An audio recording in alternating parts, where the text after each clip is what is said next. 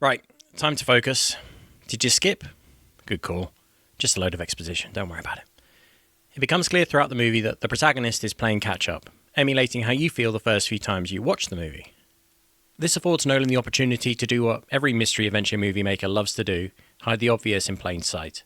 Information revealed early you may have noticed if only you had all the pieces you have at the end to put it all together. For Nolan, though, hiding the obvious in plain sight isn't so much a tool to tease a reveal, it's a tenet, a general SOP. Standard operating procedure. One of my favourite examples of this, and maybe the first time I genuinely found through my research that no one seemed to have noticed this, at least on YouTube, enough to mention it anyway, concerned the passphrase tenet, which Agent Got-A-Name, Agent Faye, says opens certain doors. One person noted he says it, and then someone literally opens a door for him. Otherwise it wasn't highlighted, and it's more interesting than I believe most people realised. If tenets are important to you, then you can tell me. Did you catch the hidden element? If still confused, I'll play it again without sound. Nolan is masking the gesture component pretty well. Be honest, lots of you missed that. I know some of you did, possibly the first couple of times you watched the movie. I remember being annoyed that we never saw him use the gesture Faye teaches him until Neil uses it to explain Armageddon. But he did, he's just deliberately hiding that hidden aspect of the scene through misdirection. Thematically appropriately through natural body language, which is why it works so well. Great tradecraft both for spies and directors. This is almost certainly Nolan hinting at the way the movie should be viewed, suspiciously and intricately if you care to. You spotted the gesture, did you? Okay, well, bully for you. Many won't, and you all still missed a boatload of other stuff that he hid. I guarantee it. This is just the clue. You're meant to find it on a casual rewatch. In plot terms, Nolan hides the shocking reveal that our protagonist is the protagonist. The man behind the curtain, pulling all the strings, from his future perspective, but also acting in the movie's past. Great concept, though somewhat sort of spoiled, don't you think? Not to mention explicitly disclosed, it's literally shouted at you. Who's? Yours! Even on first pass at the cinema, early on and throughout the movie, the emphasis on Neil's recruitment was quite heavy-handed. It's raised a lot, especially as reveals go. In a Nolan movie, it's downright suspicious. I'm betting many of you had guessed it inside of 60 seconds, literally 60 seconds. By the time Neil says, You never drink on the job. many people went, sus line. It's some sort of time-bending movie, Neil is from the future and yep, puzzle solved. It's that fast for some people these days. Very sophisticated and intelligent audiences. He's a smart man because if you want to hide some twists or a secret, hide them in a twist. So you're busy clapping yourself on the back, relaxed to have solved it already, whilst the artist giggles and does that little smirk on what you missed and are about to miss because of it. I've come to personify Nolan in my head as that kid in class who was smarter than everyone else, but knew it. You could just picture him being an attention-seeking, obnoxious git. Not that his face is his fault. He's eloquent with self-effacing tone in interviews, the one I watched anyway. I bet it took him a while to realise he should maybe hide that power level of his. But in Tenet, it's turned up to a 10. The next obvious big reveal that everyone gets is obviously that our obviously favourite character, Ives, is in fact Michael Crosby. Sorry, Sir Michael Crosby. I do hope you watched the movie. I did hear people raise this theory elsewhere, so I'm not the only one to pick up on it, but I'm pretty sure I'm the first one to say it's more likely true than not, as it's got some pretty tasty evidence and some particularly satisfying consequences when taken seriously. The least of which is, game recognises game. People really want to work with Christopher Nolan because he can and does create great roles, actually. Yes. Roles with lots more going on under the surface than most action movies and people give him credit for, even with limited screen time. So much is implied elsewhere in the script so as to give the actors meat to play with in that limited screen time, and not just scenery to chew on. I enjoy it. He always acts like he's playing to a full house who may only ever get to see him live once. In Kenneth's head, it's always a packed house with a royal box. Think about Aaron Taylor-Johnson for a second. This guy, across his body of work I've seen, comes across as not just talented, but that kind of scary talent where actors get really serious about roles who, behind the scenes, can perhaps be pretty wild and intense. A risk taker who says, why not? Let's see what happens. And pretty much disappears into his roles. A world-class character actor, I could say, much more efficiently. Undeniable talent crush. I used to think he could be a De Niro level when said and done, but a De Niro who can do comedy. But then this movie came along and Christopher Nolan identified that, no, not De Niro. Michael Caine is a much better role model for the type of person he is and career he's capable of. I don't even have time to explain that further, just get to know their work. Incidentally, Gary Oldman could be an even better print. Talent's not the only thing I think they have in common, though. Let's dig in. I get to play a prosecutor now. The dream. Ladies and non-ladies of the jury, I present Ives as Crosby, Exhibit A, the voice. If you don't have the ear for this, Caine likes to use punctuated syllables, a rhythmic staccato. You're familiar with the Soviet-era secret cities. Which Aaron totally reflects throughout. There is no first wave. Red team and blue team operate simultaneously.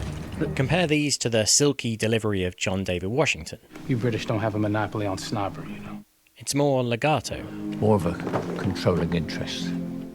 Next time you watch the movie, pay attention to Ives and Sir Crosby and how they sound. 2 weeks ago, the same day as the Kiev upper siege, Our job is to fail to defuse that bomb. we spotted a detonation in northern Siberia, just where Stouts 12 was. Meaning what? She's gonna die. You can't prove this without their confirmation, but Aaron's delivery is specific and feels targeted. It's practically a caricature in my opinion, though never quite crossing the line. Right. Once I caught my breath. Notice both men also include a decent amount of lower class or Cockney-adjacent twang. Crosby, we could presume, could be played out as your usual upper-crust stereotype, but Caine clearly plays him to be relatable, perhaps from working-class beginnings, just as he is personally. Aaron is doing much the same, only even closer. It's more than just a similar accent. Nolan knows how to write in a certain voice. The splinter unit take this tunnel from the city to the floor of the hypercenter. Blue team located an entrance here. The bomb is in this rock.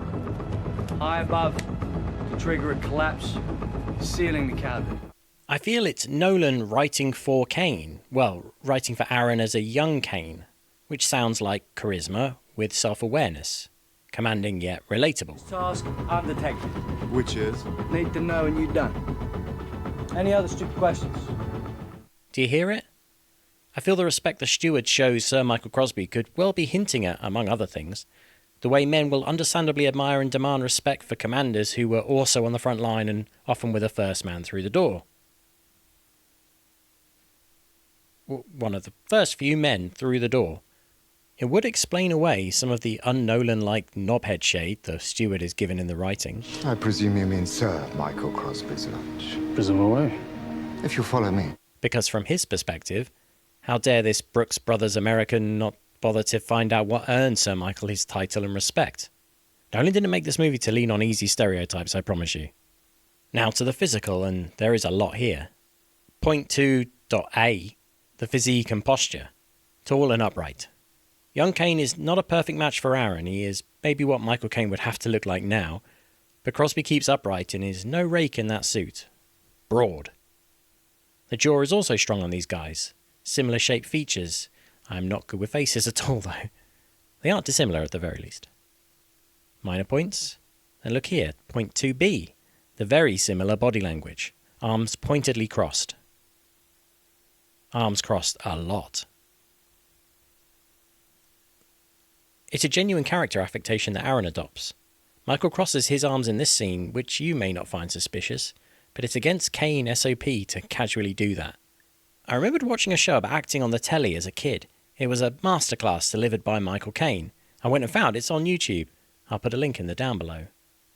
I remember he discussed consciously not blinking during line delivery and all the physical work he puts into his roles.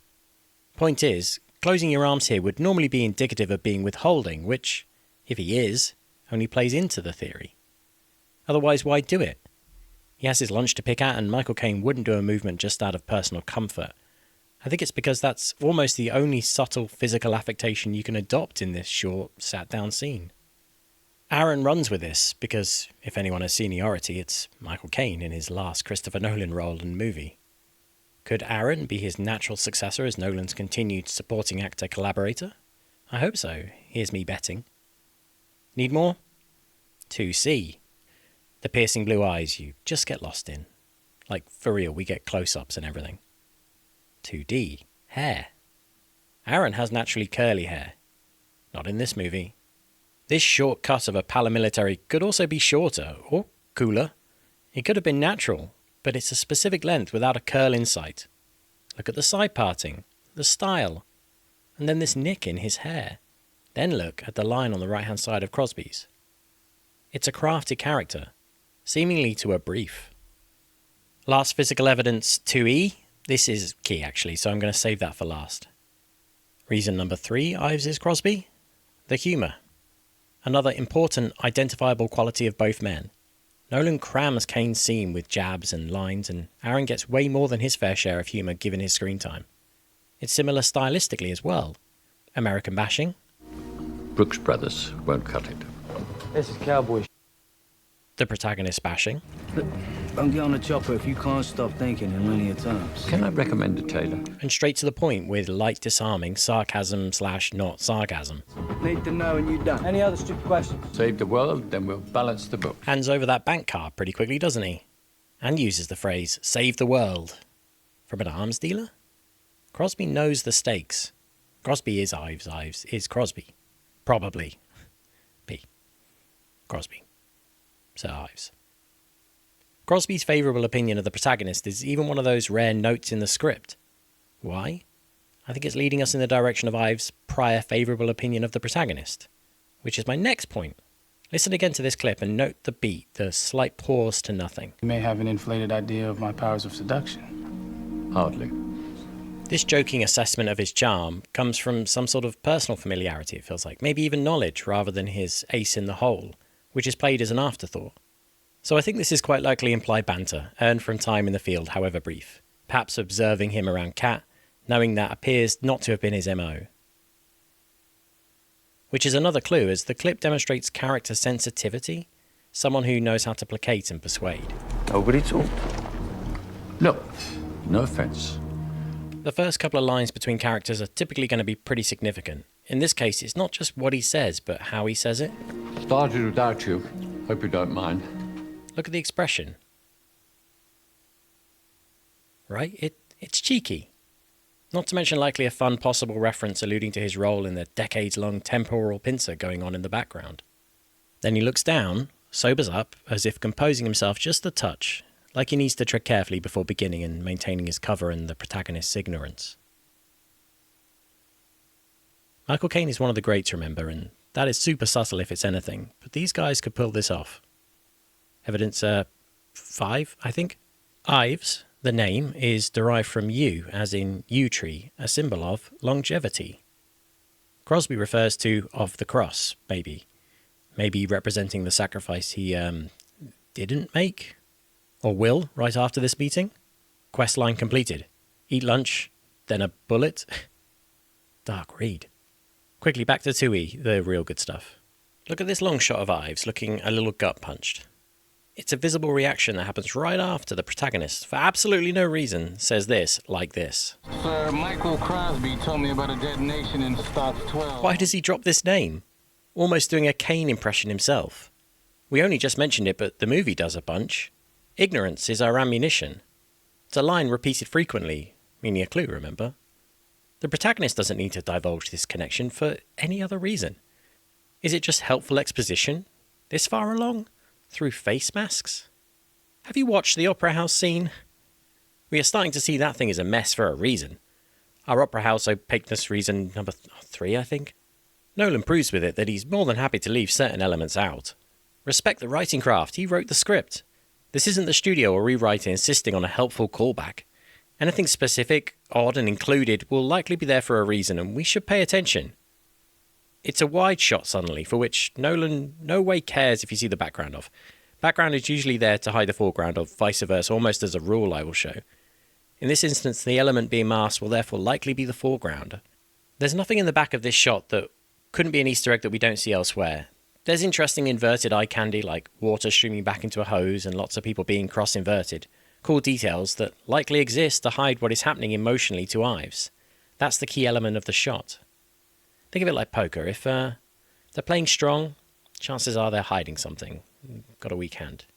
But if they're playing timid, careful of pocket aces. It's that simple. Note this single shot in the scene has been filmed and acted in reverse. You can tell by the environmental aspects, which means Aaron begins the scene acting with eyes almost fully down, never quite fully lifting them, all the while adopting the body language of a shell-shuck beta who looks like he just got told his man. It would sting.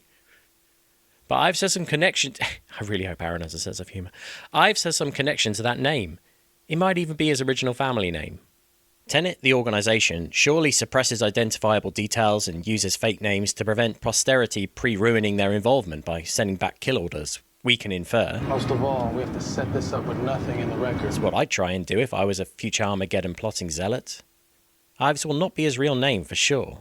That's also why I think Nolan includes the line earlier. I have a contact who's out of Sada's reach. So as to ensure the protagonist can drop his real name without creating plot problems or contradictions.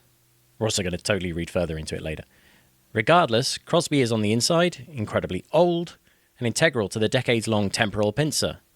The protagonist reasons on the freighter that it's not just safe to name-drop Crosby, but essential.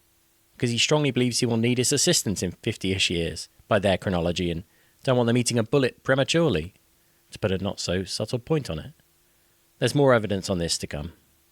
But there is a war around the corner, by the way, or heavily suggested so. I just haven't justified it yet, but for Ives to be long-lasting, he's not going to hang out for an inverted war when he needs to stay alive to protect the algorithm, recruit Priya as a youngster, and then go hunt traitors in Switzerland. Confiscated from an embezzler in Bern. Again, you always have to keep in mind that opera house scene. My main contention with this movie and why I think it stands out is that Nolan will not be giving us any dialogue without it indicating towards something at the higher level of intrigue. Forget exposition. In this movie, everything counts. After Inception and all the guff he got for that, it is funny when you watch a supercut of just Joseph Gordon-Levitt. I think in Tenet he is playing into this, to hide all this extra signage he's building into his dialogue. It's what I do if the damage was done but felt like I had license now and people would be complacent. And I'm not smarter than him. Just because people let you down and don't learn. That's not everybody. The exposition might be doing more work in Inception. Haven't checked. It is here. In a solely opinionated but not unduly way. In this movie, everything counts. I watched it with that in mind and just see what happened. Ives has a mission of his own. And I don't want to see anyone in the comments ask how can people invert for long durations. I could write half a dozen different scenarios that could be developed if a sequel required it for it to be spelled out. It's fiction. The rules are ours to imagine and play with. Or Nolan's, and he refuses to. I had a fun 10 minutes brainstorming possibilities, inspired about 3 sequels, and it drives me nuts that Nolan will never likely develop the ideas further. It's just not his bag, it seems. Damned principled artists. Getting in the way of our content. Back to Ives. Oh, there's more. He lives at the end after telling us he technically shouldn't, whilst implicitly knowing someone needs to continue the journey of the algorithm into the past. We hide it. Who is he going to trust to do that? No one who knows the contents of that capsule can leave with Phil. And when he says this... As to when, maybe that's every man's decision to make for himself. It's Kane's voice, almost a direct impression for one, but also double meanings are rife in this movie. Again, thematically appropriate after all. Try alternative understandings. Play with those modifiers or whatever it is that literature and theatre students no doubt love to do in place of a sense of humour. The shade.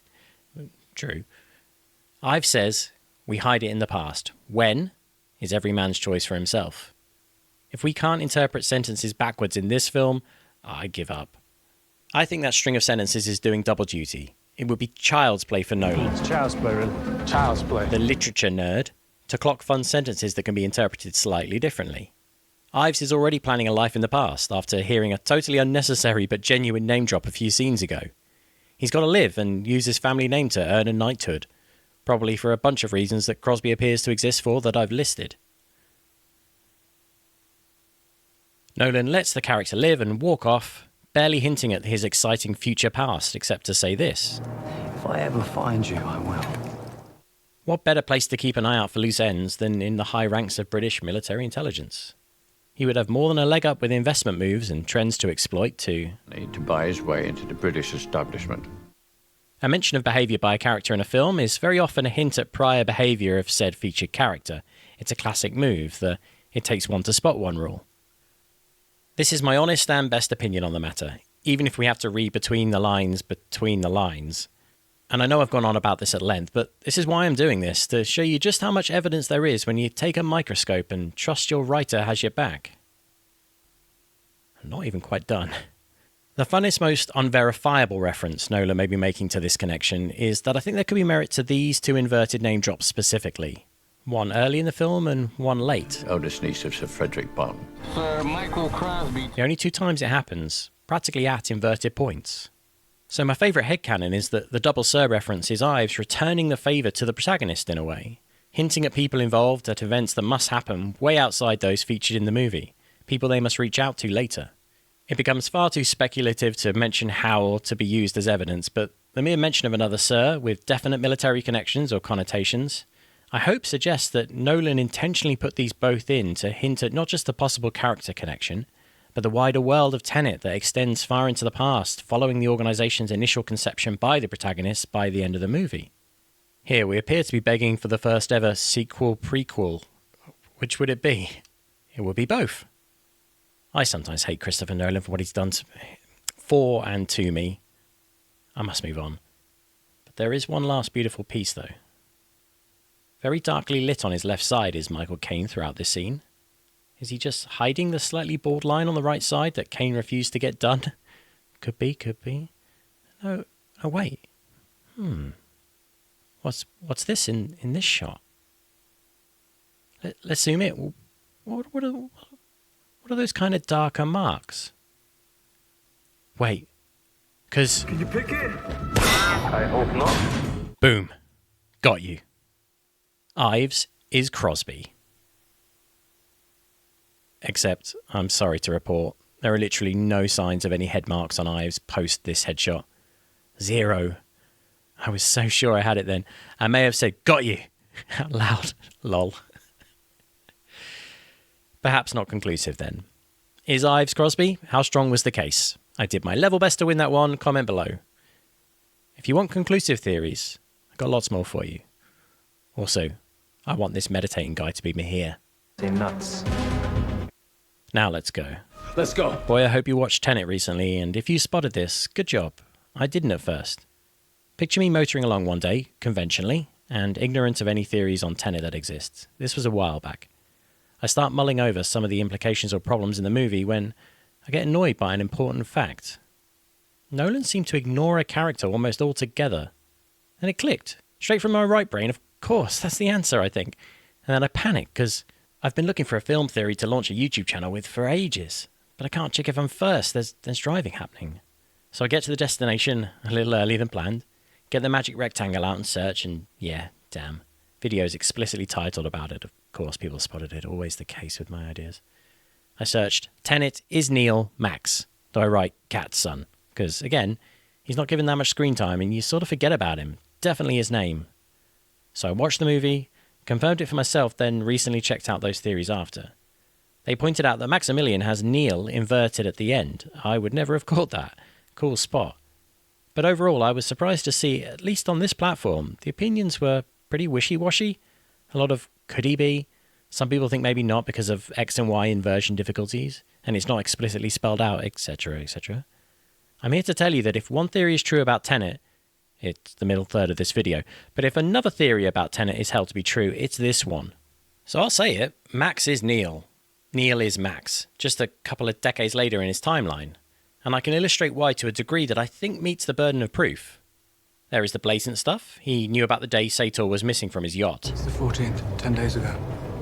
This is considerably stronger evidence than I think people appreciate. Neil's existing relationship with Tenet is fully established at this point, so it doesn't even inform the recruitment angle. If Nolan's teasing that again, he's a bad writer. Christopher Nolan is in fact a pretty good writer. Everything about the context and manner in which it is delivered screams his knowledge is derived from personal experience. No pause or realization.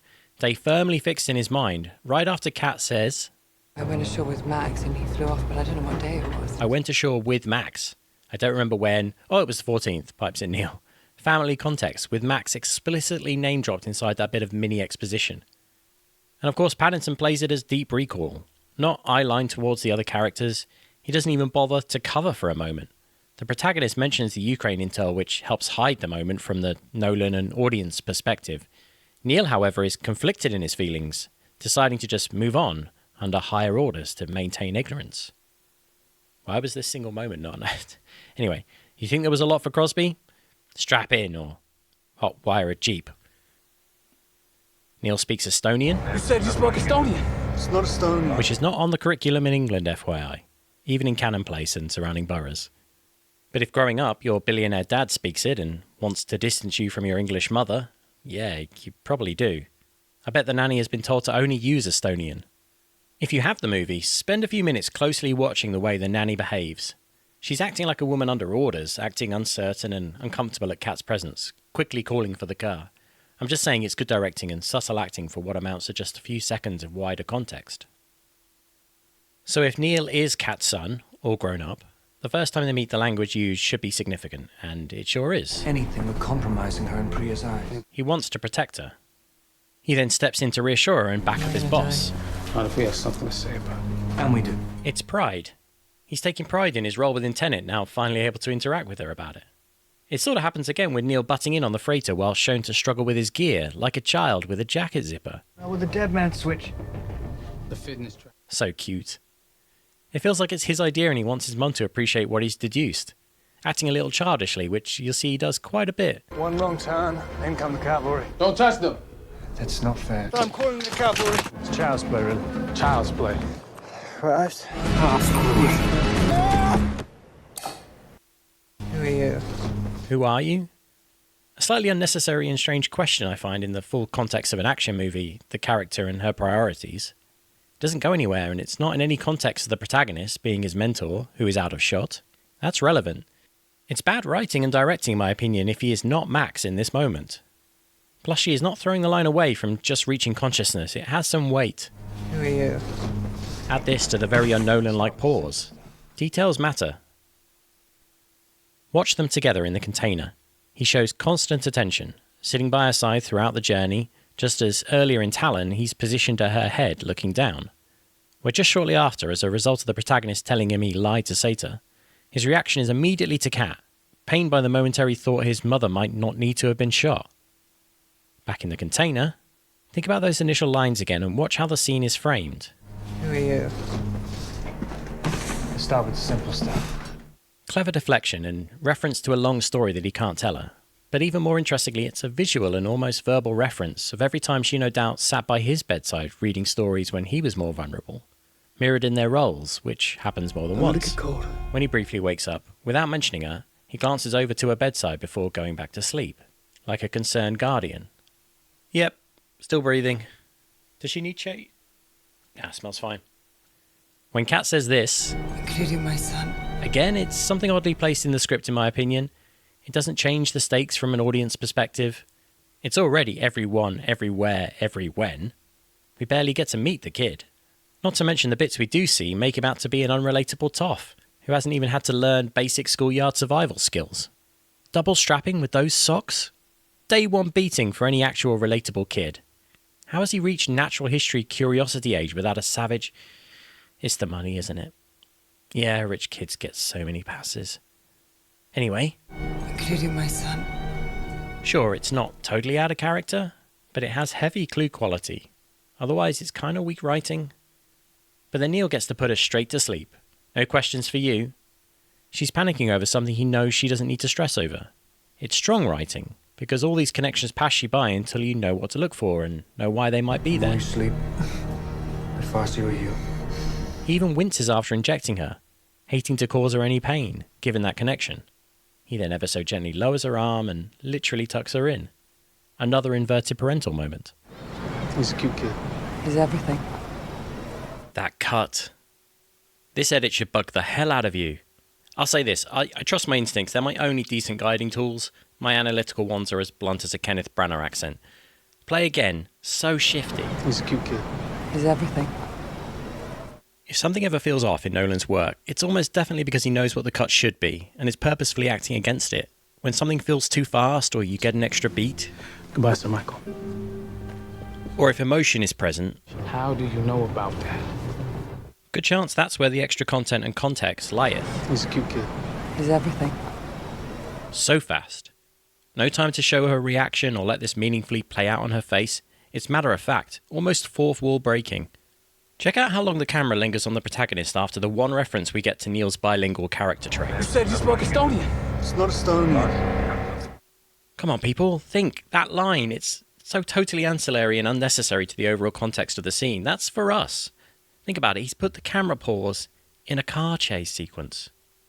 Reasons and reasons with Nolan. Promise, promise, promise.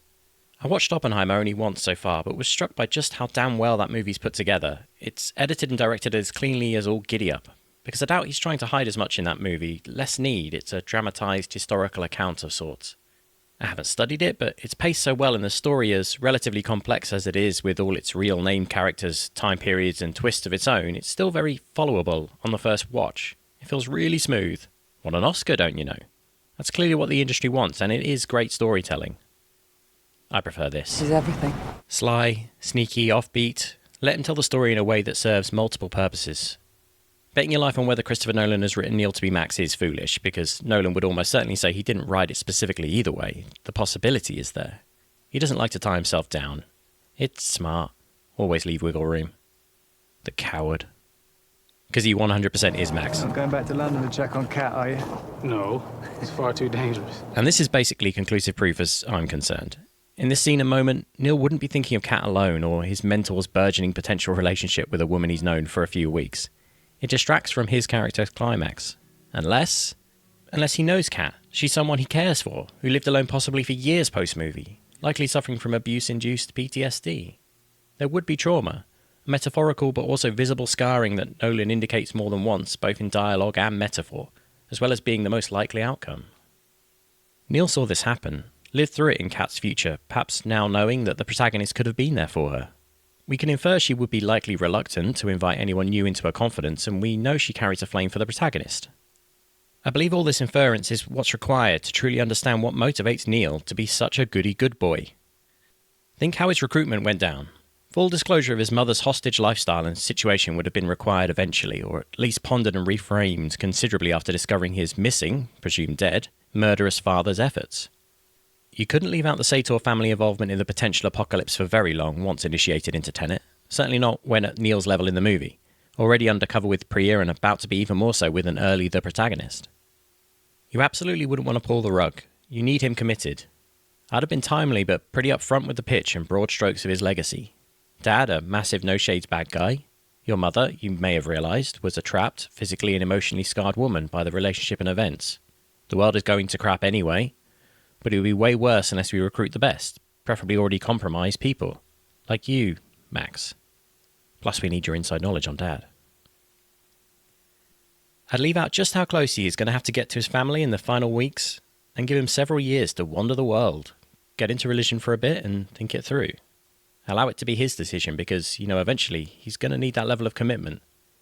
So a decision to join Tenet would no doubt have been driven by family shame and compassion in pretty equal quantities. It's no surprise he's willing to play his part. It's not just everyone, everywhere, every when.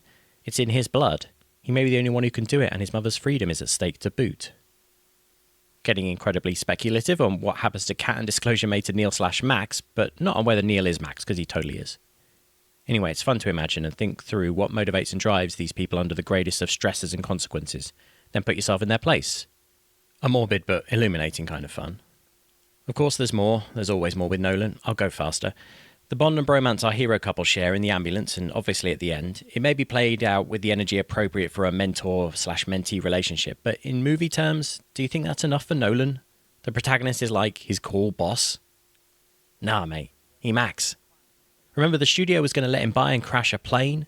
There's more at stake with this one. Unfortunately for the protagonist, by film's end, he already knows what he has to do. Watch this child grow up, likely protecting him from future sabotage, albeit from afar at first, then have to train and mentor him closely, only to send him on his final fateful mission. That's why the end is so impactful and moving after you fully absorb the scope of the tale.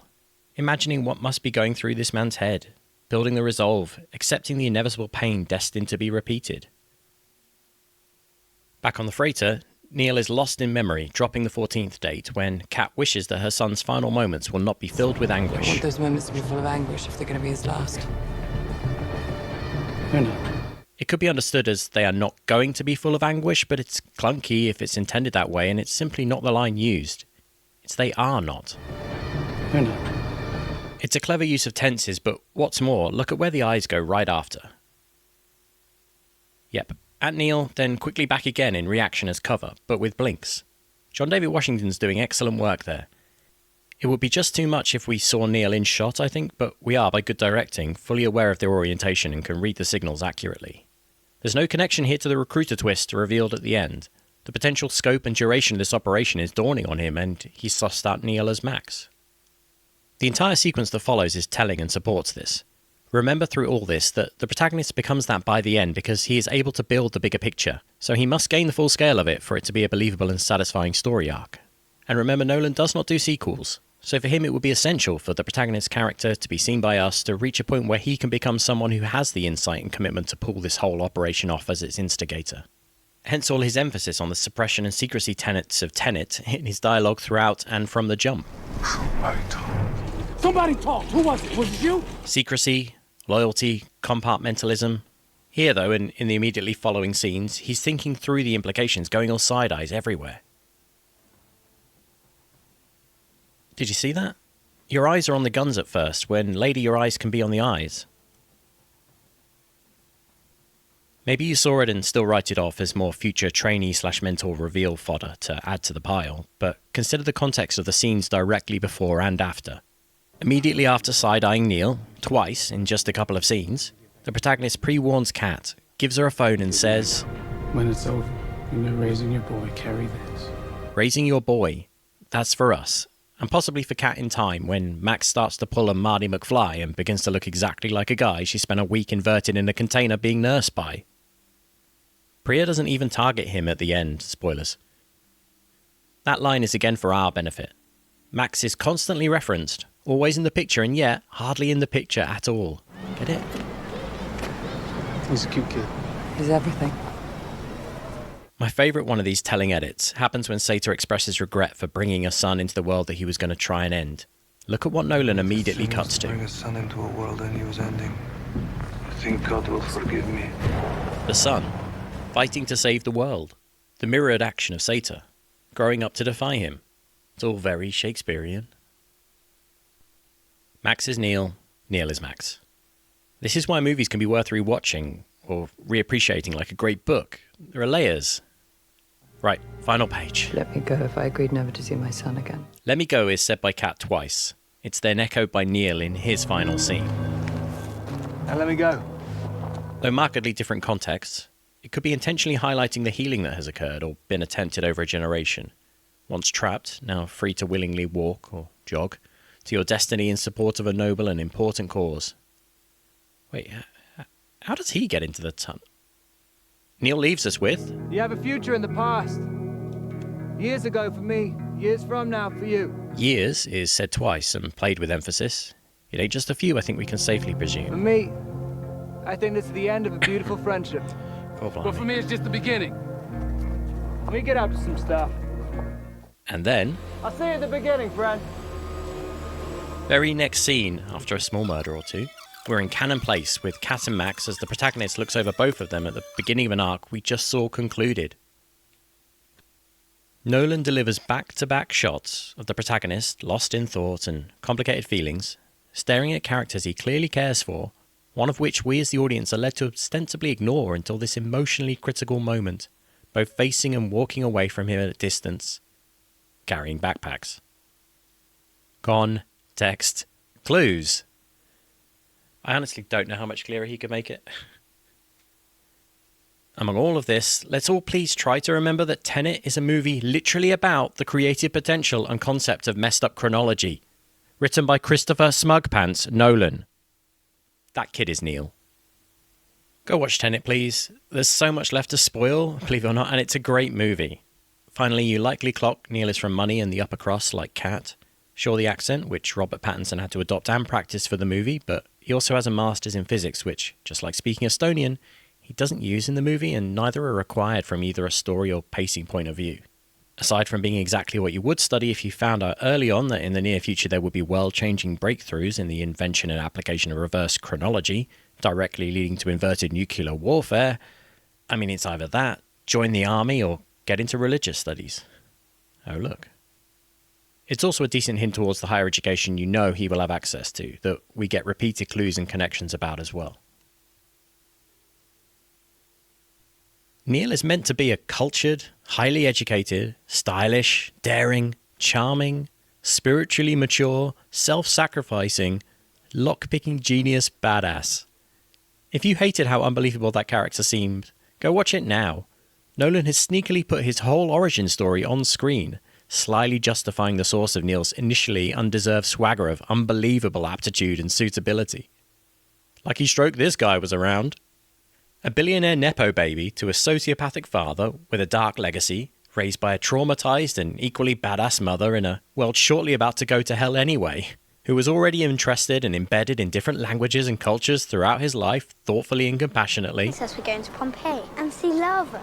The whole movie ends outside the school with Neil's voice literally over a shot of Max holding his mum's hand. Emotionally, as an audience, we can now rewatch the whole movie and take in the grander picture, rewarded with this new understanding that Max is here completing his early arc, where we originally saw him being distant and initially avoiding contact with his mother, to now they're rebonding, and the beginning of this remarkable life journey that we already know the climactic conclusion of. It's amazing filmmaking.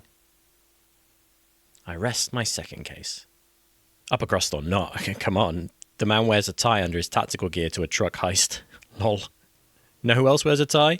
Max, the nerd. And Crosby. Very bright colours, that tie. Clearly contains blue. Yellow representing his past, catching up with him, and blue for his extensive inversion. I see you. Have we done colours yet? Even a cursory second viewing will start hammering into your head the significance and repetitive presence of red and blue and fire and ice/water. I feel like that line needs work. Or more space between blue and fire and ice/water. Could we clear that up? Alright, cheers. Even a cursory second viewing will start hammering into your head the significance and repetitive presence of certain colours and temperature. Rewatching, you'll get almost tired of seeing red paired with blue associated with certain characters and the flows of time moving backwards and forwards. Neil is inverted for almost half his life and gets blue, as does Max, so they can match, before finally switching to red for his forward journey into his future destiny. Red is conventional time, blue represents inversion generally. Red, blue, red, blue, red, blue.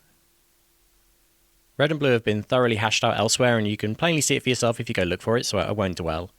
One thing that I wouldn't have spotted, red and blue are apparently partly derived from scientific grounds to do with colour spectrums. I heard that in a video. Very cool. Sure, that's the case. Yellow is featured a lot, which can be somewhat attributed to Kat, although I feel her true nature is orange, at least after the heist sequence, once clued into inversion. Notice how her shoulder pads appear yellow, but turn orange. That's probably a coincidence, a feature of the material that the boys don't get for some reason, but her colour journey is a gradual path back to her red heart, through orange. As she fights with and tries to navigate and escape Sato's controlling ways, she does get more of that tone. Priya gets green to less green over her timeline, before being totally drained and devoid of her colour, foreshadowing a demise. Spoilers. As her character changes through her actions and as the protagonist perceives her. Purple is the protagonist's undercolour colour, FYI, just in case you want to come across as a rich philanderer. Classic tradecraft, though mostly a movie thing. Red and blue, alongside yellow, are absolutely everywhere, as mentioned, backdropped by repeated muted oranges, reds, browns, and other pastels. Partly this helps not interfere with our eyeline following the action and the three typically highlighted primary colours, but I have further speculation just around the corner on why those muted colour tones in particular were used.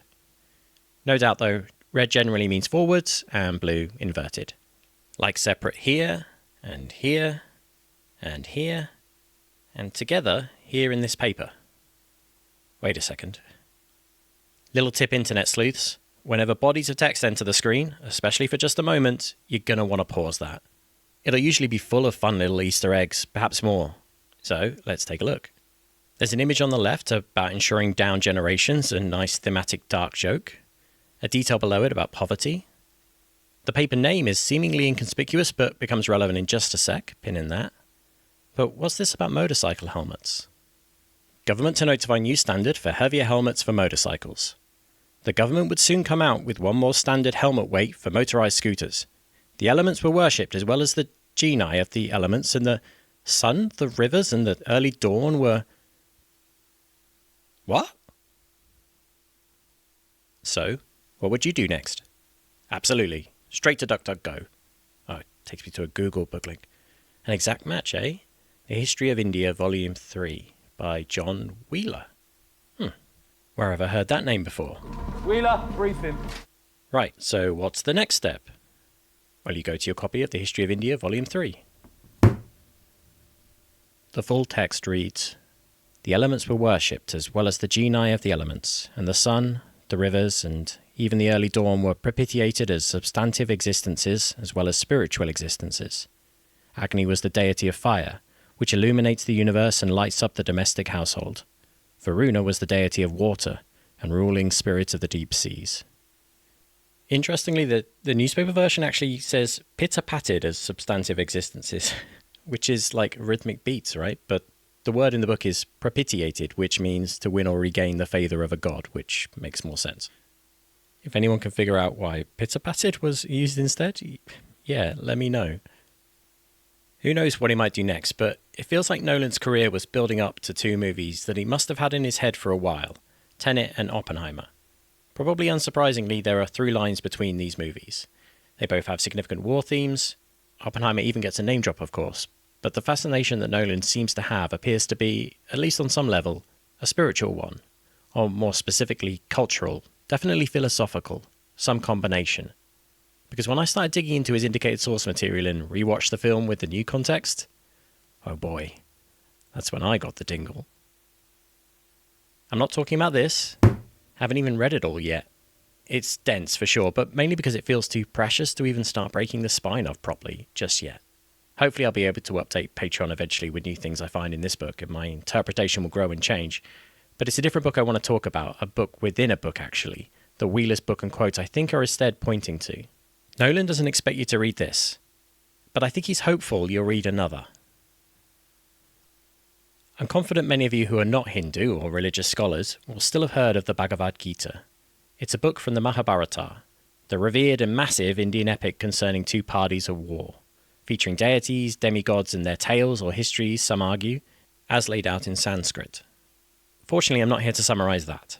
That book is roughly 10 times the length of the Iliad and the Odyssey combined, says the internet, with over 75,000 verses and 1.8 million words, whereas the Bhagavad Gita has just 18 short chapters or discourses with only 700 verses total. Manageable even for you in your busy schedule.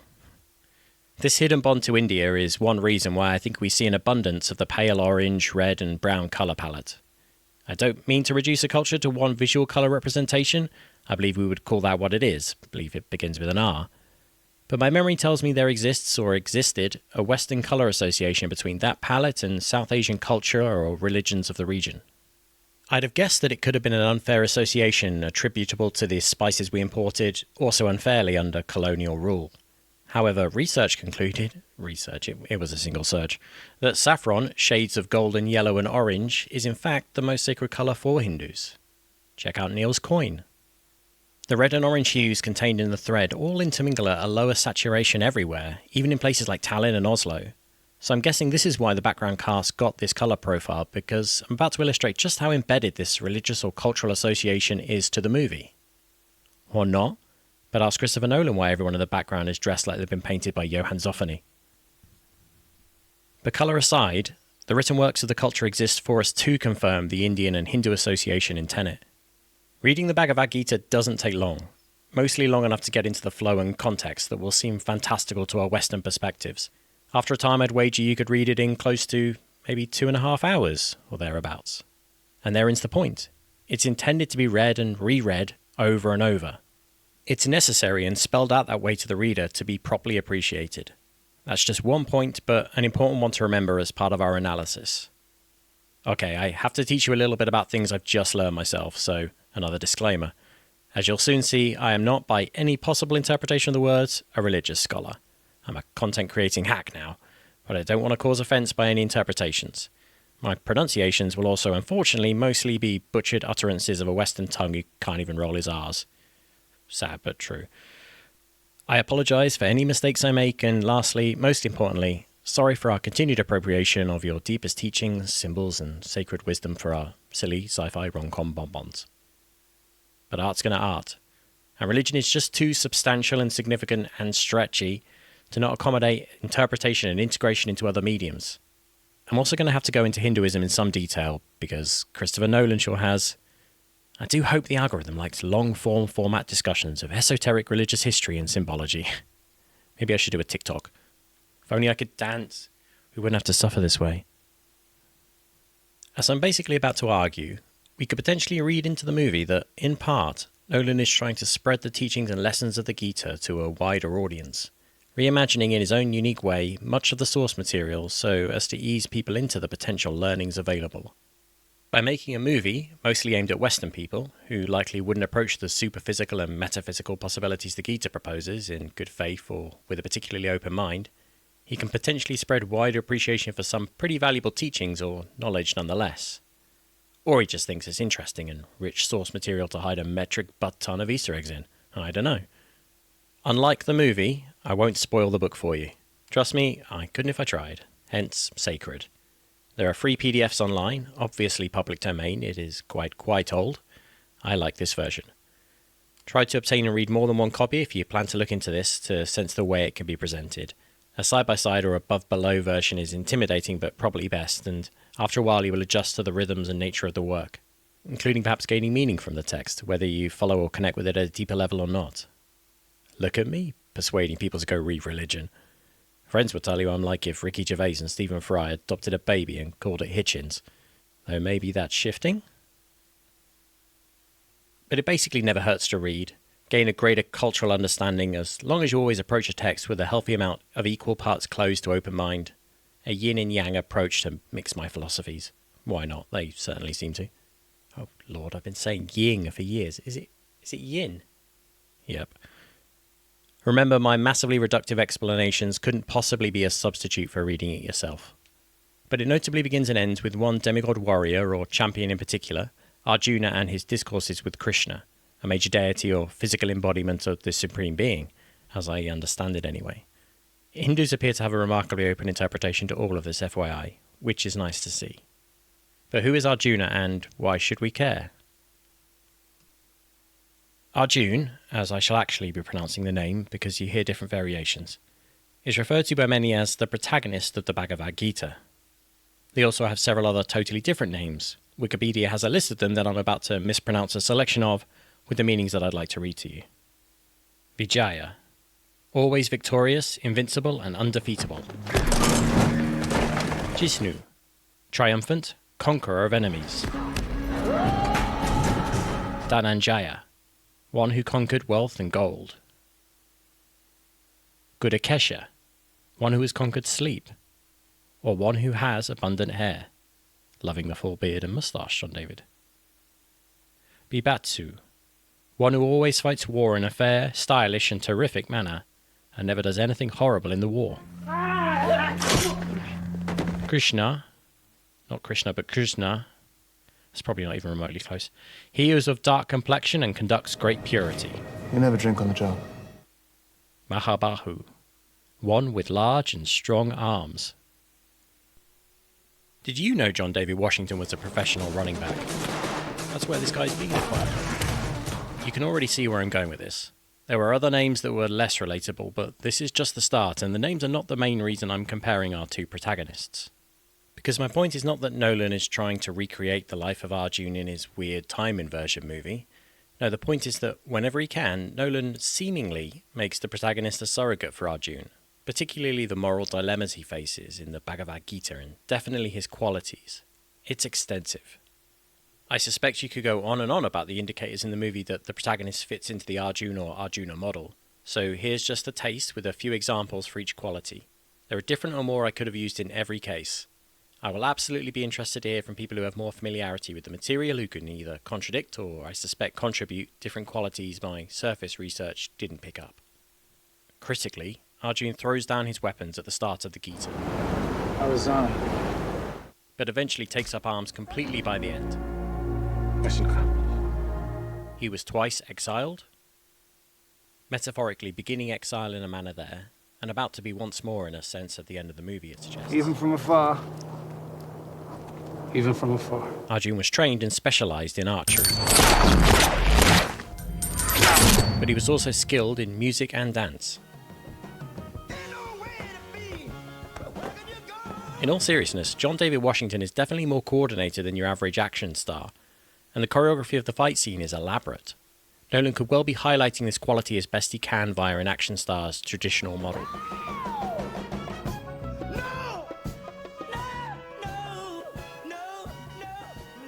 Nice. Back to Arjun. Courage is very important to the character. It's even written in the paper with the clues, remember? Arjun was morally just and liked to protect the weak. We can't be passengers. Norsk free.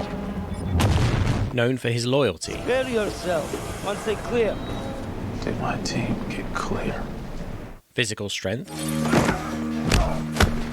I remind you, Nolan cast a former professional athlete, not the biggest star yet. The Wisdom. mixture alloys can tell me where they might have been made. I'm moving backwards. It's the ball I have to follow. Instinct. Got it. Humility. You may have an inflated idea of my powers of seduction. Did you think you were the only one capable of saving the world? No. A follower of duty and action. Your duty transcends national interests. Adhering to a personal code of honor. You chose to die instead of giving up your colleagues. It's maybe the easiest trigger I've ever had to pull. Said to also be stubborn. You have no idea what you're getting yourself into if you go through that door. Well, I'm going, so any tips will be welcome. Perhaps a bit arrogant. You don't want to meet me? Go have you killed? Let me worry about that. Did I look worried? Arjun was one of 5 brothers whom he went on many adventures with, lives a full life.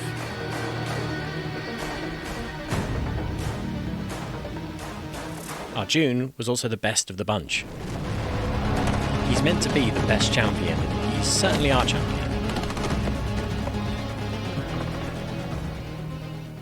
Arrogance aside, which is a notable weakness of Arjun, the protagonist is a moral and relentless beast, without us knowing any of his backstory, which is a bit odd in this age. By the way, I'm using online world history encyclopedia help to derive these qualities. His wider story exists mostly outside of the Bhagavad Gita. But in the Gita, Arjun acts as a stand-in for the readers to project onto, readers who may likely be struggling with life choices. By making the protagonist an Arjun surrogate, Nolan is therefore inviting us to watch the movie and actively project onto his character in the same way. As the character struggles with their choices, you're along for the ride. Yeah, that's every movie, right? But you tell me why he chose such a strange name or lack of name for the lead in the script. Arjun, Arjuna, or Ahani might have been a bit too close and something else would have sent you in the wrong direction. The protagonist is an indicator of Nolan's intentions for how the character should be appreciated. Not just as the protagonist of TENET, the organisation. No, that's too two-dimensional. He's a general protagonist, a surrogate for the viewer, as Arjun is for the reader, as well as a reference. That is layered. Remember, repetition is key and usually a clue. I think I've said that a bunch. Do we have to keep... Yeah, good point. Remember, repetition is key and usually a clue. I do think reading the text is worth your time, even if you only gain a greater appreciation for how cultures portray and continue to relate to their deities and themselves. Remember, it's just 18 discourses and 700 verses long. Hold out for about 18 hours, so your colleagues will be clear by 7. And how do we say 7 a.m. in military time? 18 and 700 is a reference to the Gita. 100%. 99.9%. I must stay scientific. Nolan has not confirmed as far as I know. But over names, qualities, or other aspects that may be present, it's the greater tale and struggle of Arjun that is reflected in Nolan's protagonist that I think he wants to highlight. He is repeatedly shown to feel clear remorse. The protagonist looks uncomfortable with his dark dealings whenever it's highlighted to him. It's not usually personal.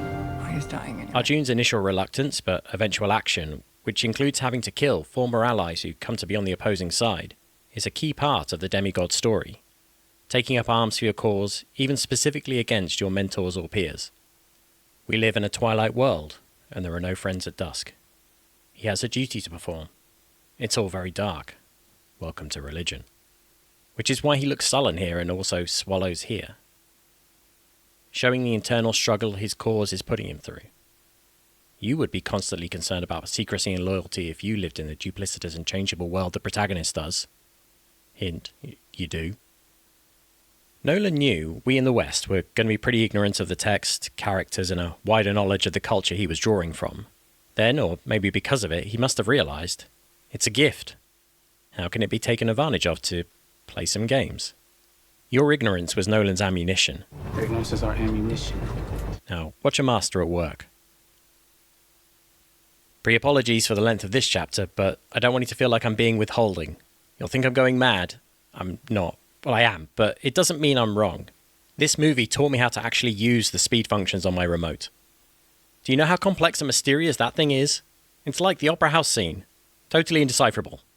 Look at how worn these speed buttons are. So, reason number whatever, the Opera House scene is so confusing.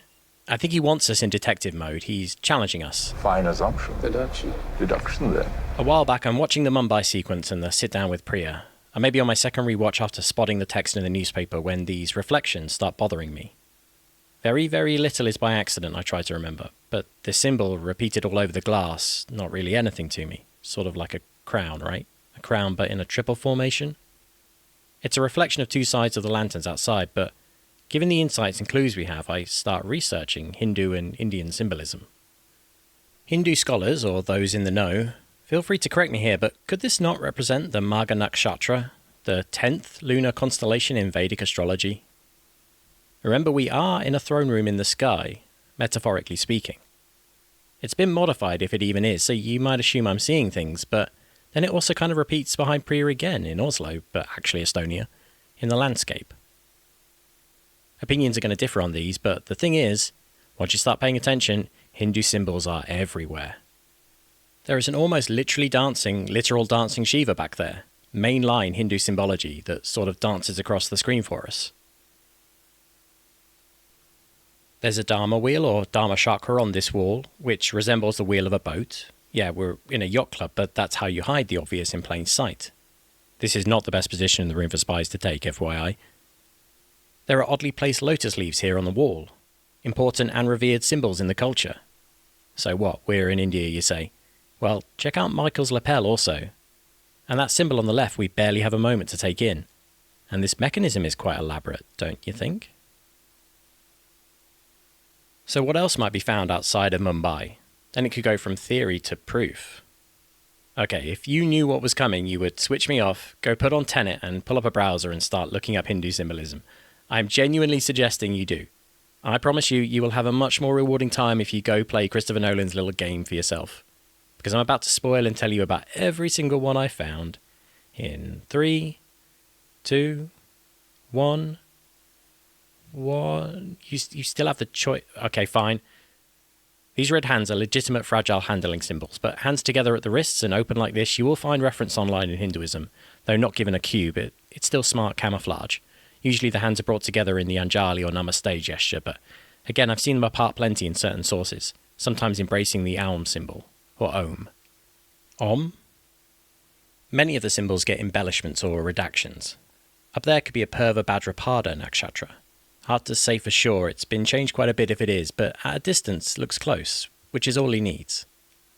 The backs of these chairs could easily be interpreted as slightly simplified Shatabisha Nakshatras I've seen. They're different, but you can even see a smaller circle above the central oval only on the right one. And on the lantern, which alone are important symbols, though not in a traditional deer shape, there is an elaborate flourish at the top which doesn't not resemble either an Uttara Bhadrapada Nakshatra or maybe an Anuradha Nakshatra. Perhaps both combined.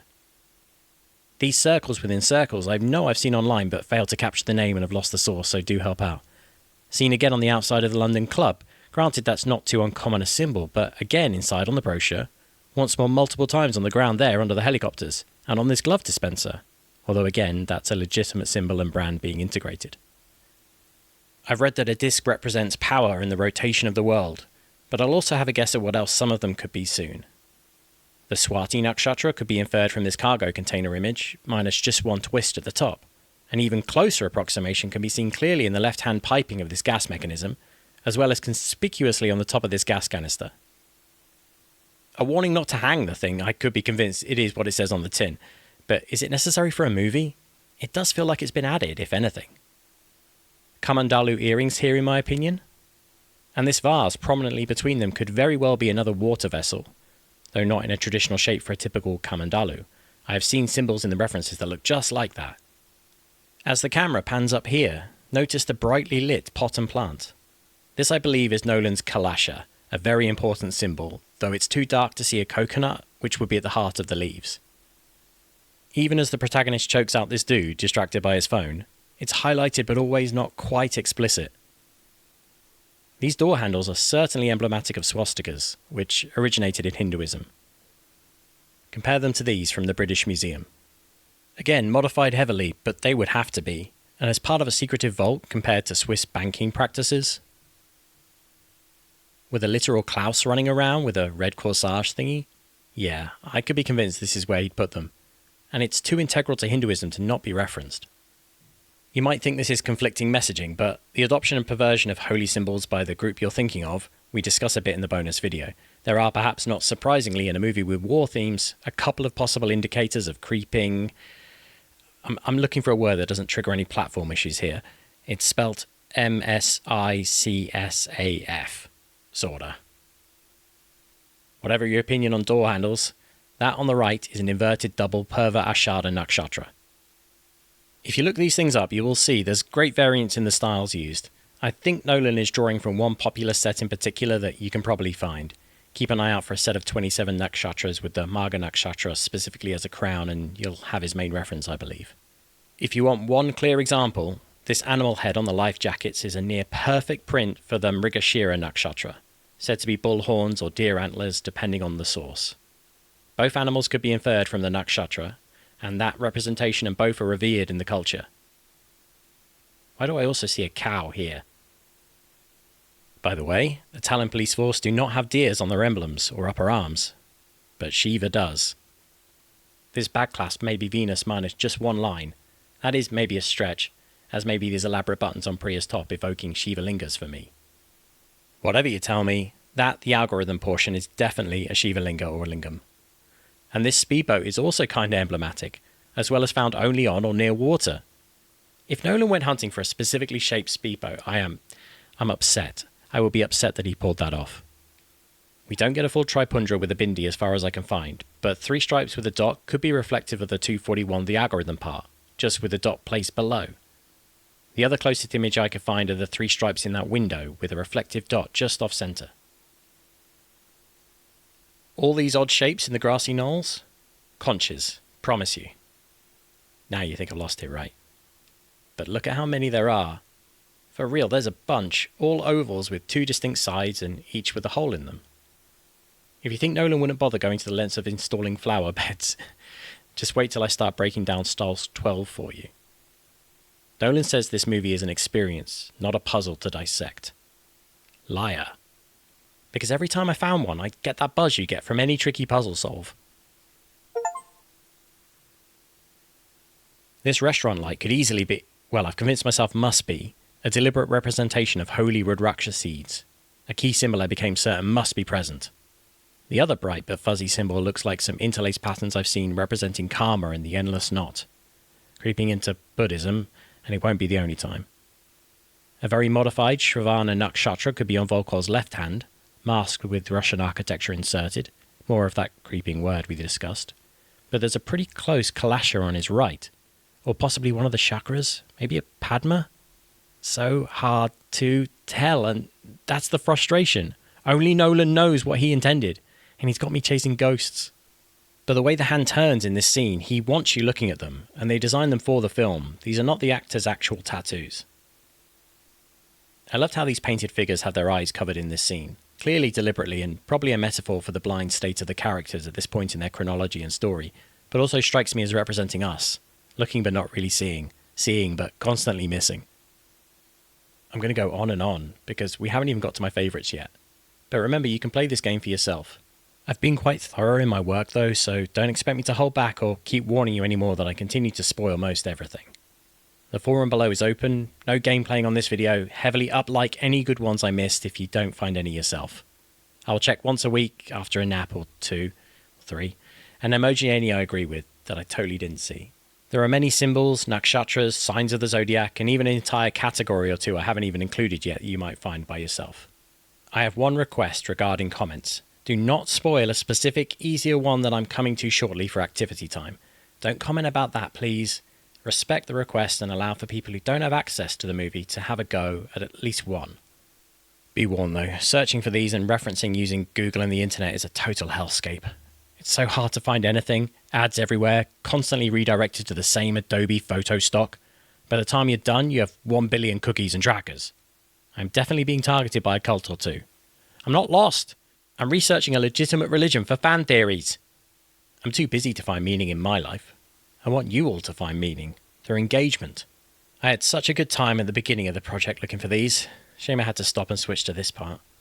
Every rewatch I'd find a new one or learn some other hidden quality to the movie. Remember repetition? Critical to certain types of teaching or messaging. Kind of a theme, right? So, I've been stalling, because in that scene that ends the movie, the one I just played, there is a key Hindu symbol that you saw, just didn't notice. Go back and watch it. You don't need any research for this, and you may get it the first time, but if you don't see it, try again and keep trying. Don't go to the comments, and anyway, leave off spoilers. Honestly, you'll slap yourself in the face when you spot it, and it's not even the first time it happens in the movie. This one appears early in the truck heist sequence too, so don't spoil that one either, but go look for it, it's very telling. I think when you see it, any holdouts will have to abandon any notion that these are coincidences. Okay, let's power on through then. There's possibly 2 versions of the Bharani Nakshatra that I've seen depicted as triangles with a line through the centre, sideways on this crate you can't even see unless in slow motion, you'll have to trust me, but better here. Complicated interlaced triangles you see frequently in Hinduism and can be seen on the fire ladder and under each overpass, maybe just happy coincidences. But this mound, certainly very ashy, isn't it? For sure that's a reference to Hinduism, as ash is a very important symbol in the religion. I'm calling this as the Punarvasu Nakshatra, emoting a bow and arrow or a quiver. There are different varieties and this appears to be original and one of the best I've seen, I might add. 5 pointed stars on the shoulder, albeit a common symbol but still prominent in Hinduism. On the wall above him here is something similar to one version of the Uttarashada Nakshatra symbol. 2 tusks coming down in an arc, ending in dots. Likely a coincidence, but found on Priya's bracelet as well. Not to mention pretty clearly on that wall. This symbol appears to be more than just a nakshatra, but the wider astrology reading and research is far from clear on the names of some of these things compared to mainline Hindu symbolism, be warned. After a while I started seeing astrological aspects everywhere, but I just couldn't. Not after what's coming up, it just didn't seem as important as other symbolism Nolan starts to move into or is clear. Knock yourself out if that's your bag. Those leaves or trees on Priya's sari could be, but aren't quite, either banyan trees or bayal leaves. And these stars or Rohini symbols possibly appear in the prior scene, all key symbols. Mainline stuff though, I'd walk away from them in a second if you spot better or know what they actually are. There is at least a clear and obvious peacock and feather there at that angle. Glad to see those, as both are used prominently. They didn't have to choose these costumes, but they chose these specific fabrics, and you are ignorant if you think Nolan would not have an eye on that. Okay, Stals 12. This structure is strange, right? Yet, from above, super similar to the Pushya Nakshatra. It's odd either way, just like the whole site. You may see random architectural pillars everywhere, but I see tilakas, only inverted, of which there are many varieties in Hinduism, usually painted the other way up on the forehead. I believe the site already had arches, but Nolan appears to have gone hard from there. And I don't care how big it is, that structure is the reverse astrological symbol of Scorpio, or possibly Virgo, which are similar. I'm going with Scorpio because this is the inverted unit attacking like the double-pronged attack of pincers with the rear stinger ready to strike. And here, my Hindu friends, is something very cool. What does this large circle with interlaced almost pure triangles at the centre, with patterns radiating out, or with an implied square enclosing them look like to you? Absolutely. It's a hidden Sri chakra or yantra. Not far off any of the various varieties, and just a mere 100 metres across at least. Am I going to have to draw one of those? Maybe? Definitely? Definitely maybe? For me, the lengths he went to include and hide this stuff, it blows my mind. I think it's all there and more I'm no doubt missing. But for ages I was sure he wouldn't pass on certain symbols, so I was infuriated that I couldn't find an inverted tree, which in the symbology looks like as you would imagine, 2 trees, one inverted under the other. Surely he wouldn't pass on that one. Far too tempting. I thought maybe this massive tree is split slightly, but that's a huge thing to implant, as is this one. I kept looking for reflections. Eventually I must have passed literally 20 viewings, and having long since given up on that symbol, I was finishing off this script, instead looking for ambulances in the Oslo sequence, when I happened to freeze frame here and just start laughing? I couldn't see an inverted tree because he didn't put in an inverted tree. He put in half a dozen, then ran him over. Do you see what he's doing here? I mean, do you specifically see what he's doing here? How do you hide the obvious? Yep. Nolan, you're... Whenever this happens to me, I have to put another coin in the offering plate. He's no longer winking or nodding. He's been laughing at us, just a little. It's how he shows his love. Just like the opera house scene, the whole movie is a puzzle, no matter what he says. It's not just a puzzle, granted, but don't feel you need to pick it apart. That's what I'm here for. Go experience it over and over if you can. The genius part? Unless you know that you can look out for these things, as well as knowing what you need to look out for, you simply won't see them. And with these incredible set pieces masking all this extra detail, I'm blown away by what he's accomplished and how it stayed hidden for so long.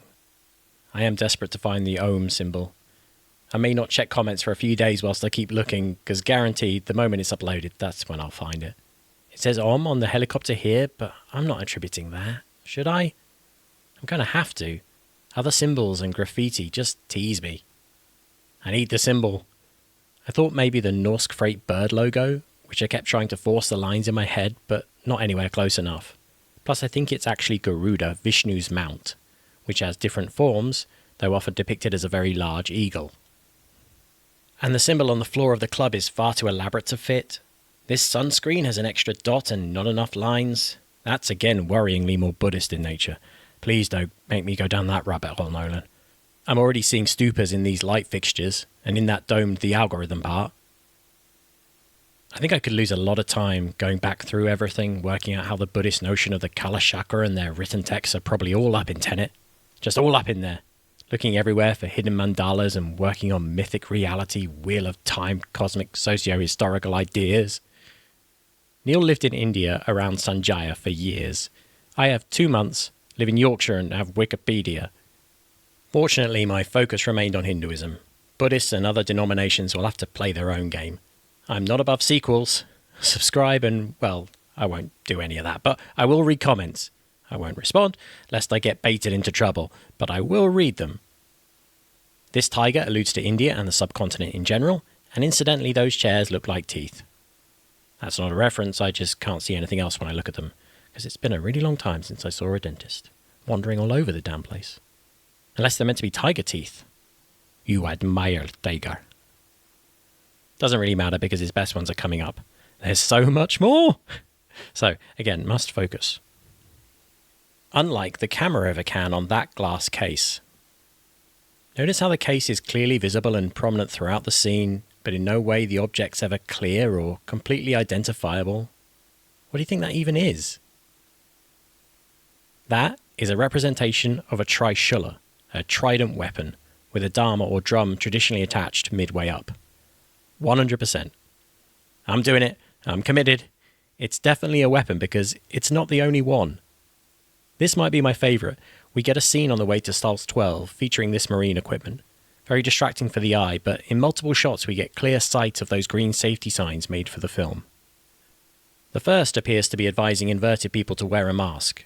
The second seems to show the mask again, but in a weird formation. Instead, now forming another trident with 2 components below. There's even a lightning bolt coming out of it. It's another trishula, the weapon wielded by Shiva the Destroyer. Associated with, cycles and time. I bet your life on it. That chunky black device I also believe represents a mace. Why? It's another key symbol for sure, but more significantly, check out the black and white posters. If you're at your computer right now, search for Hindu weapons, which have been described and documented at length in the Mahabharata. You'll see that they're often drawn together in profile, assorted just this way and in black and white due to the age of the documentation referencing much of this stuff. That triangle or pyramid even resembles images I've seen of artists trying to depict the missiles launched from a variety of impossible-sounding weapons that can cause complete devastation. As do these car parking lines. They look pretty fresh to me, just before they propel a moving into a building. Why cram this scene and certain others in particular with symbolic weapons? Well, because he can and you won't blink, but also because in this case, the final battle approaches.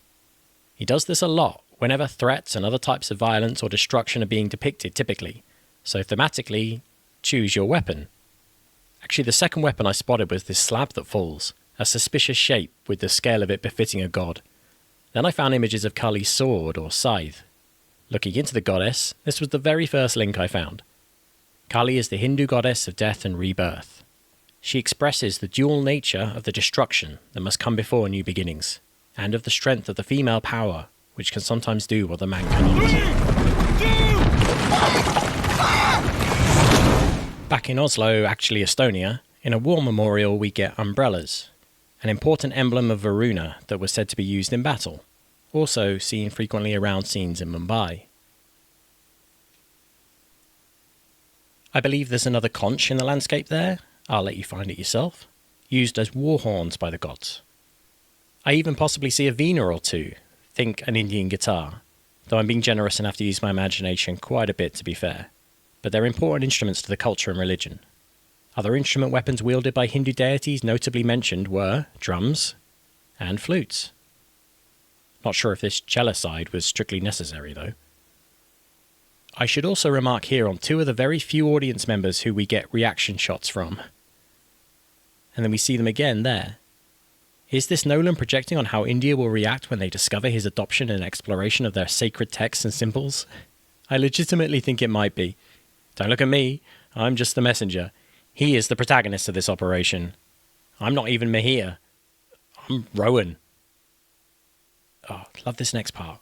This shape on the pillar is a perfect Ankusha, or elephant goad, the super dark and I'm assuming ironic weapon of Ganesha, the elephant-headed god. Christopher Nolan is pulling straight from Wikipedia at this point. Ganesha was patron of the arts and sciences, by the way. All hail Ganesha. And now, with that elephant god reference in mind, what new impression might you get from the design of these inverted gas masks used? Large eyes, long protruding trunks. Note the shapes in the reflection here. You see it all plainly now? Which led me to think and believe that the simpler face masks, with their particular shape and long, thin, protruding tube, where a long tongue would be, shaded slightly green. All cobras, my friends. It's a cobra army. Cobra!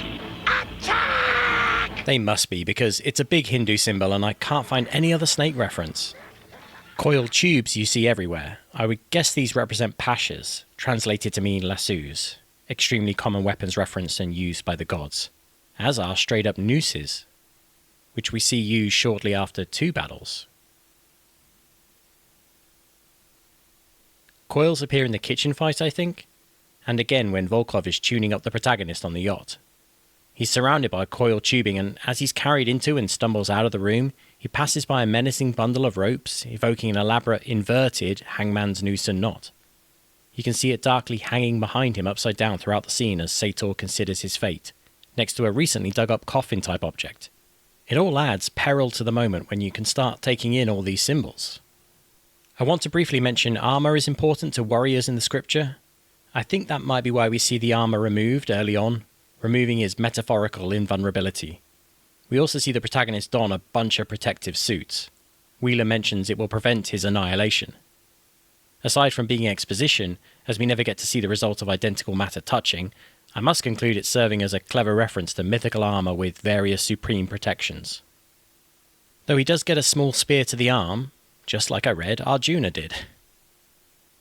I didn't find a decent reference to slings or catapults being specifically prominent, but netting though, including the godly Indra's net, came up as key, and sure enough we get maybe a possible shot here implied with building material, but more importantly a clear net behind Volkov there, setting a tripwire, over which the heroes are about to be ensnared.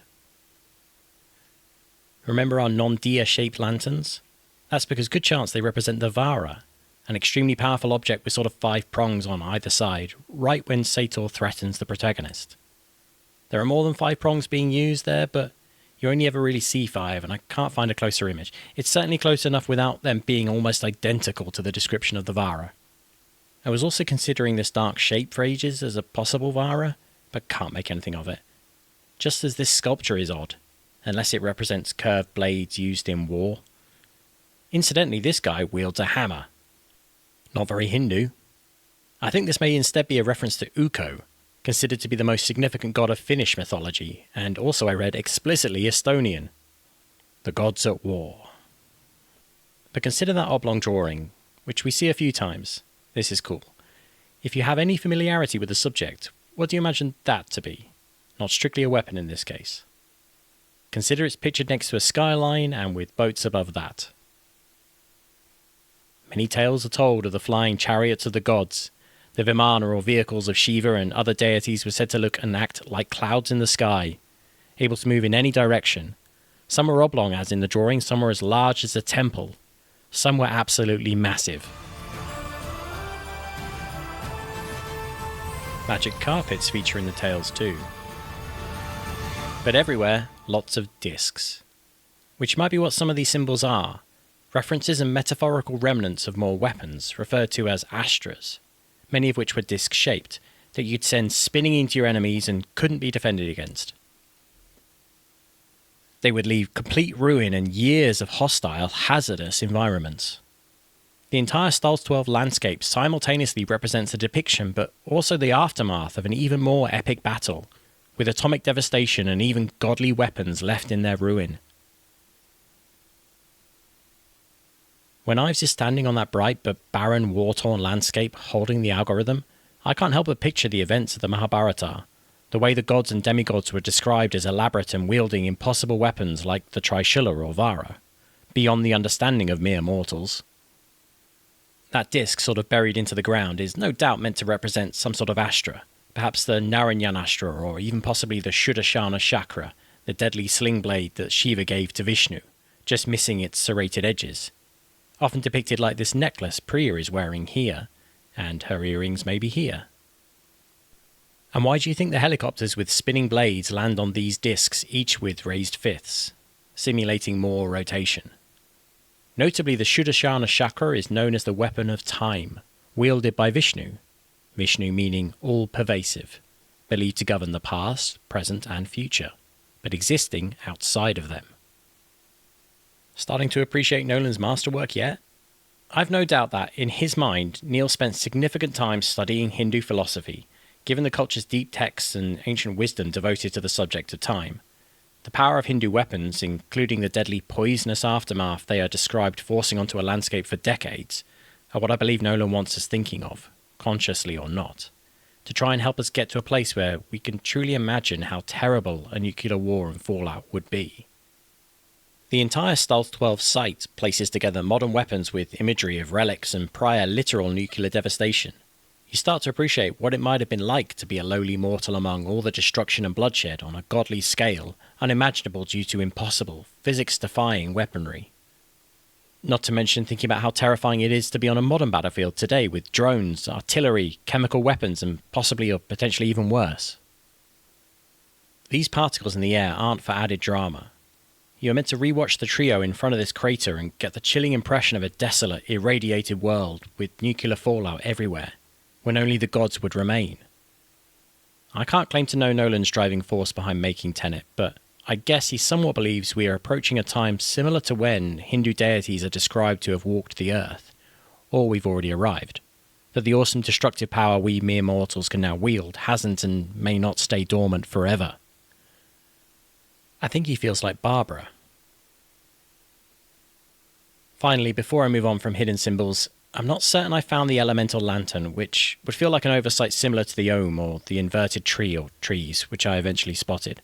I'm convinced again he wouldn't leave it out. I think maybe here, the diagram and nature of the actual hypercenter bomb test location, which has many qualities that could be attributed to the shape and use of the lantern. The darkness could represent oil or water, maybe. I'm claiming it so until someone spots a better one. Guys, I honestly screen burned the TV for this chapter. What are those lines and the dark mark over Chuck's face?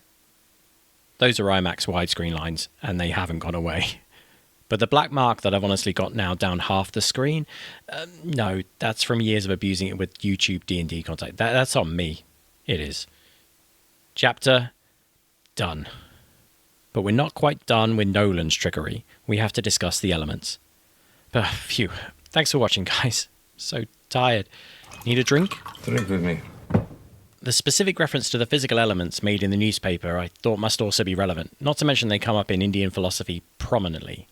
We've already mentioned, and no doubt many people noticed, that fire and ice references feature frequently.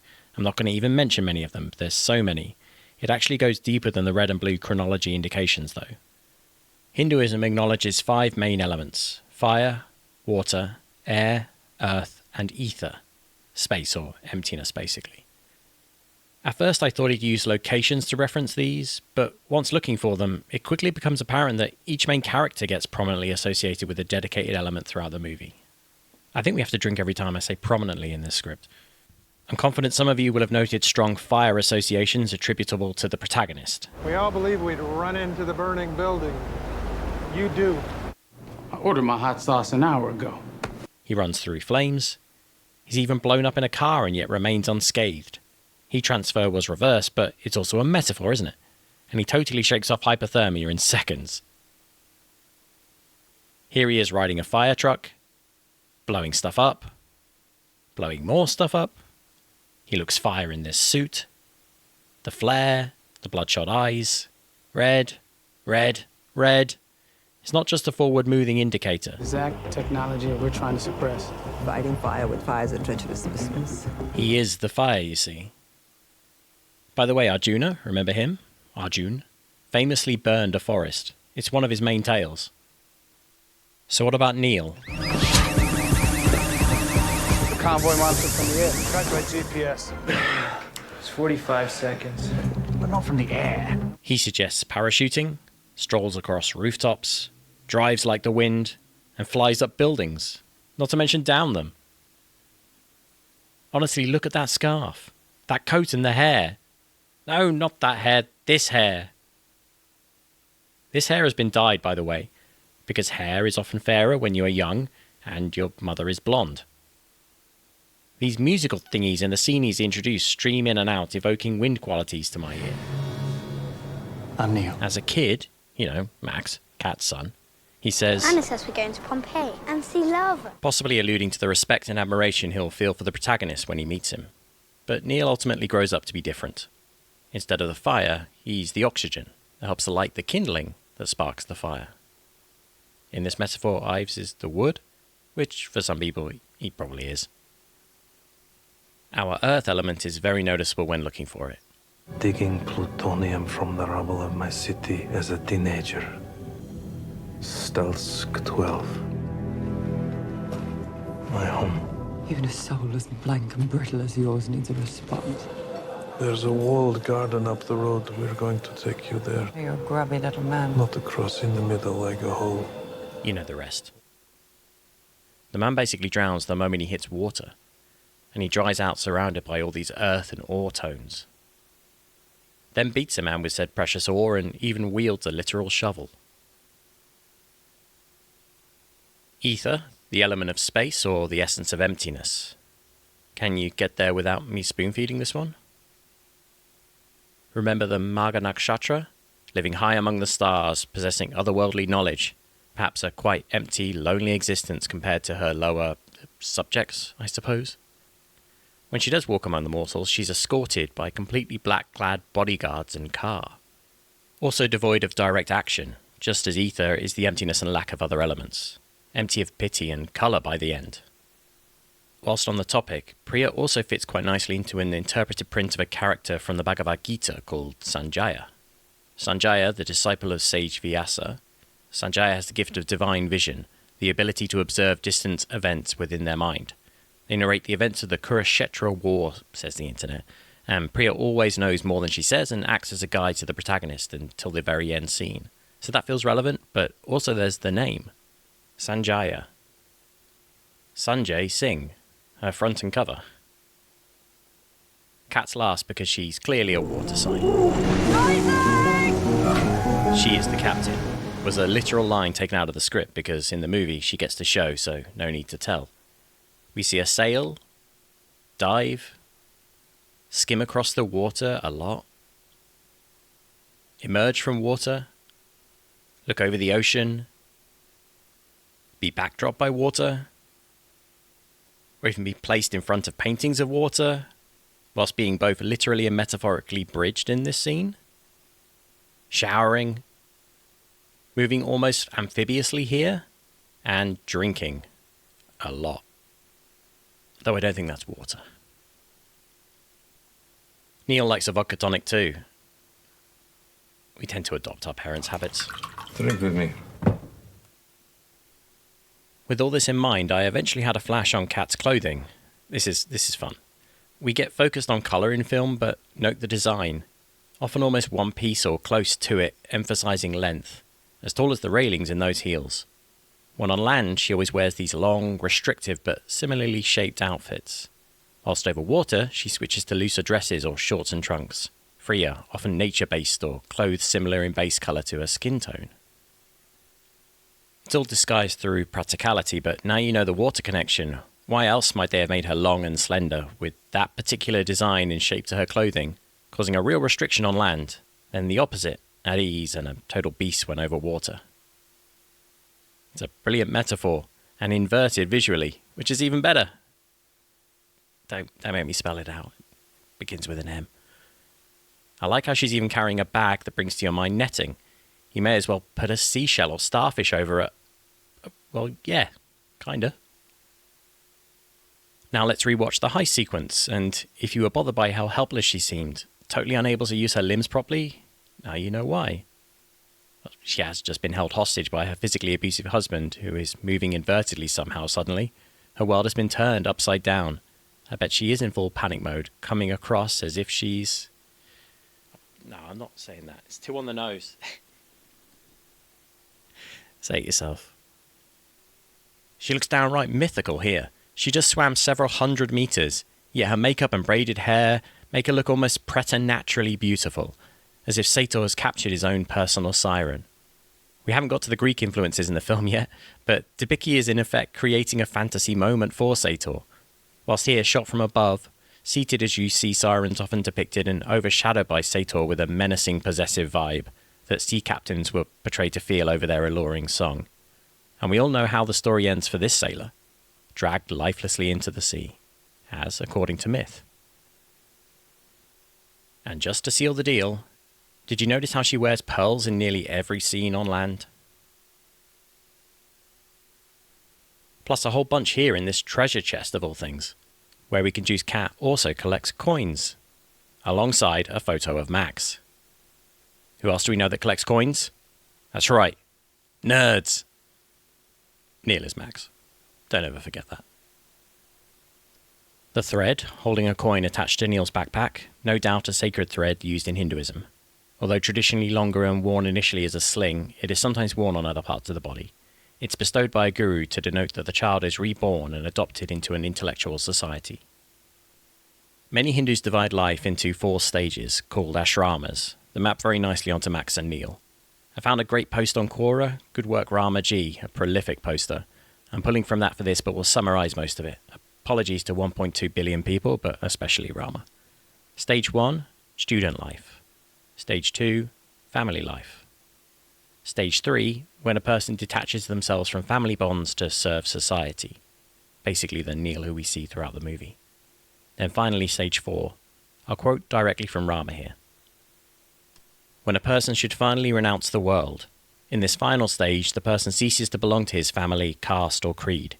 Instead, he devotes himself to spread the message of the scriptures of love and benevolence and simultaneously practices yogic sadhana to illuminate his own self to attain salvation.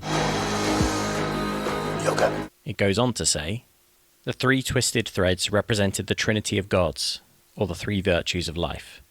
Satugun, pious living, Rajugun, imperious living, and Tamugun, vicious living. I'd argue we see all 3 of those in Neil. The 3x3 of the string also represented Navagrah, 9 planets recognized by astrology, as also the 9 outlets of every human being. 1 mouth, 2 nostrils, 2 eyes, 2 ears, 1 genital organ, and the anus. Anus? Sorry, I struggle with some of these pronunciations. The rishis vested the disciple with a sacred thread in order that he should constantly remember, having taken a vow to keep under check and control these 9 outlets for a healthy, long life. I included that last bit, partially because of the 9 reference, but mainly because it's actually worth heeding, friends. Gut and butt health, it's important. Book an appointment to see your family doctor about your troubling outlets today. Don't wait. Looking at images of sacred threads online, you'll see they consist of usually red, yellow, and orange threads. Neil's appears to be just red and orange. I think of yellow in the movie as being present, like being present in time. It surely has the traditional spiritual meaning, but metaphorically we have orange for his mum and it's red for his mentor and pseudo-new dad, Future, the protagonist. Why use a 1943 Indian peace coin, which trust me that is. That's P-I-C-E, I'm guessing that's how it's pronounced. Well, it partly serves to allude even closer to Indian culture and the likelihood that Neil probably spent a bunch of time embedded around Priya and her turnstiles in that region of the world, inverting far away from London where he definitely grew/grows up. Likely taking long breaks to find himself and, as discussed, gaining great appreciation for the philosophies that help him face the conundrum of who he is and the world he's to live in. But the 1943 part, right, well, I have to put a pin in that, hence the part 1 part of this chapter. My theories take us straight into content warning territory. It has to do with this arch. Kind of obvious, really, given all the great monuments in that part of the world. Featuring this one specifically is pretty telling. The context is a little more sobering compared, to the personal sacrifice, nuclear war, and impending climate disasters we've touched on already. When will I get that out? How long is a sacred thread? Well, that's a bad example. I haven't actually started proper because I also need time to read another book, this time by Sir Frederick Maurice, a record of his work and opinions, with 8 essays on discipline and national efficiency. Why? Well, it has to do with this needless name drop we already mentioned. Catherine Barton, eldest niece of Sir Frederick Barton. This movie is as broad as Crosby. I started listing every double-duty line that hints early at inversion, known or otherwise. You knew this was going to happen? But it starts to get old, and you'll have more fun catching your own. But to highlight just a few I like. You're well informed. Pays to be in our profession. Doing probably triple duty that exchange, when you break down the context from all angles. I'd rather be my decision. So would I. It will be. I think. I like that. Time isn't the problem. It's getting out alive. That's the problem. But the most important one, of course. He's a cute kid. He's everything. That's got at least 3 interpretations, probably more. There are physical references to inversion, like this movement on the fire truck simulates backward motion in a deliberate manner, it seems, as does the closing of this phone. The reflection of this convex mirror, Cat's movements here, this guy in the corridor, and the turning back of this clock. There is a nice parallel between the pull-ups in the windmill and then on the freighter backdrop by them, both mirrored by the other's respective points in the timeline, similar as we mentioned to our sirs. In the script, the name of the room Barbara meets the protagonist outside of was originally called B2 Wind Farm Transitions. A nice cover name, joke and symbol all in one. Why was it cut? Maybe because no one is going to think that that's Barbara's fake job over tea chat in the kitchen? I hope she brought that kettle in from home. Well, she's got zero, so I suppose it's fine. Also, I can't for the life of me find a significance to B2. B2 what? Surely it should be B4. B2 depressed by impending climate disaster? Probably not. B1, as in be one with yourself, in the face of impending climate disaster? Our champions meet here on an infinity ledge, evoking a place for the gods and demigods, a Greek Olympus of sorts, but to be found in Italy. Infinity or infinite paradox loops are encountered frequently in time stories and also potentially here. Basically, the algorithm is created in the future, but must first also exist in the past to be investigated by Barbara and others, so future scientists can have the grounding knowledge to fully develop it in the future. So it must continue its journey backwards and forwards through time, simultaneously, forever. But don't get on the chopper if you can't stop thinking in linear terms. We're the people saving the world from what might have been. This is a slip, I think, a deliberately Nolan inserted slip for Neil. Remember, he knows an older the protagonist, but shouldn't reveal his point in the temporal pincer, but he's confident they succeed. Priya and the protagonist meet in a beautiful sculpture park that's a war memorial, calling back to that theme and setting a pretty egregious tourist misinformation precedent. You can't do that, Christopher. Final time, Estonia, not Oslo. Lots of musical references using reverse effects on natural or environmental sounds are featured. I did read somewhere that the opera or symphony about to be played also contains a prominent musical palindrome. Unconfirmed by me, but sounds like Nolan. And Sator picks up this belt first, foreshadowing his next scene with Kat, elevating the tension memorably on rewatch. I legit cut this chapter. Yeah, too long a video. It's going to pad the bonus video, and I'll tell you definitively why the Saab is conventional and the SUV is inverted. Don't expect a blow-by-blow as such. Instead, we analyse exactly how you drive an inverted car, or a conventional car when inverted, to be precise. Analyse the issue of a reversely crashed conventional car, and even find some small continuity problems. For real, Nolan cheats a little. For now, go watch it yourself. The heist is awesome, and unpicking Sator's journey through it all is great fun. Plus, you can reappreciate Debicki's performance, which is excellent.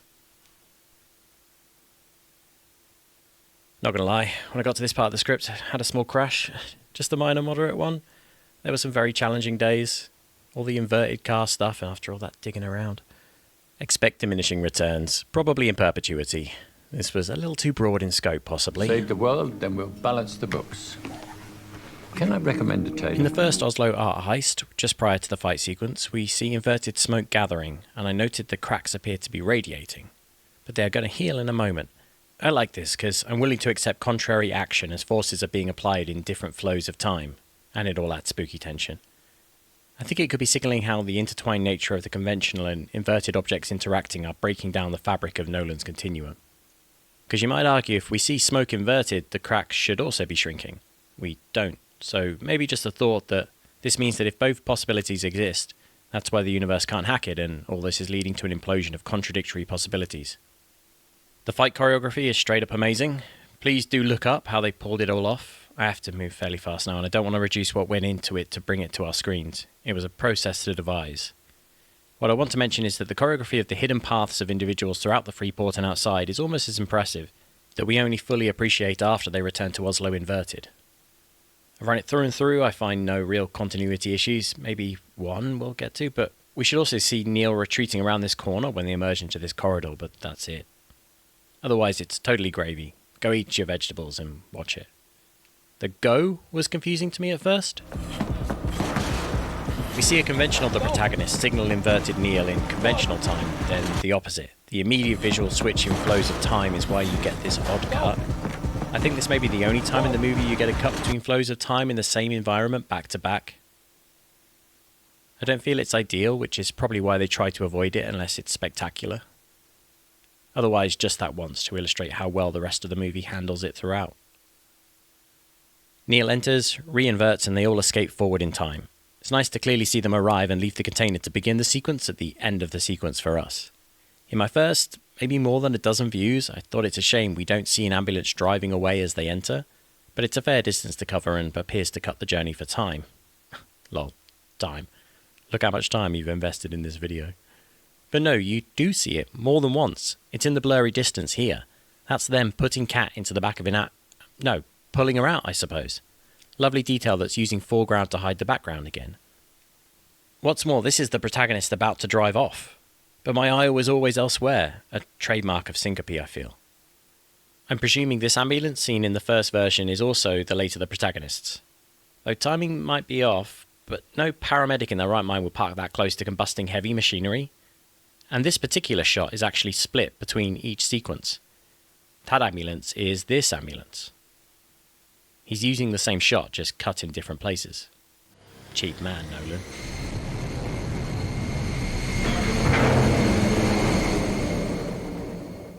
I'm not sure the timing of this is perfectly accurate, but I've kind of lost objectivity and energy looking for symbols.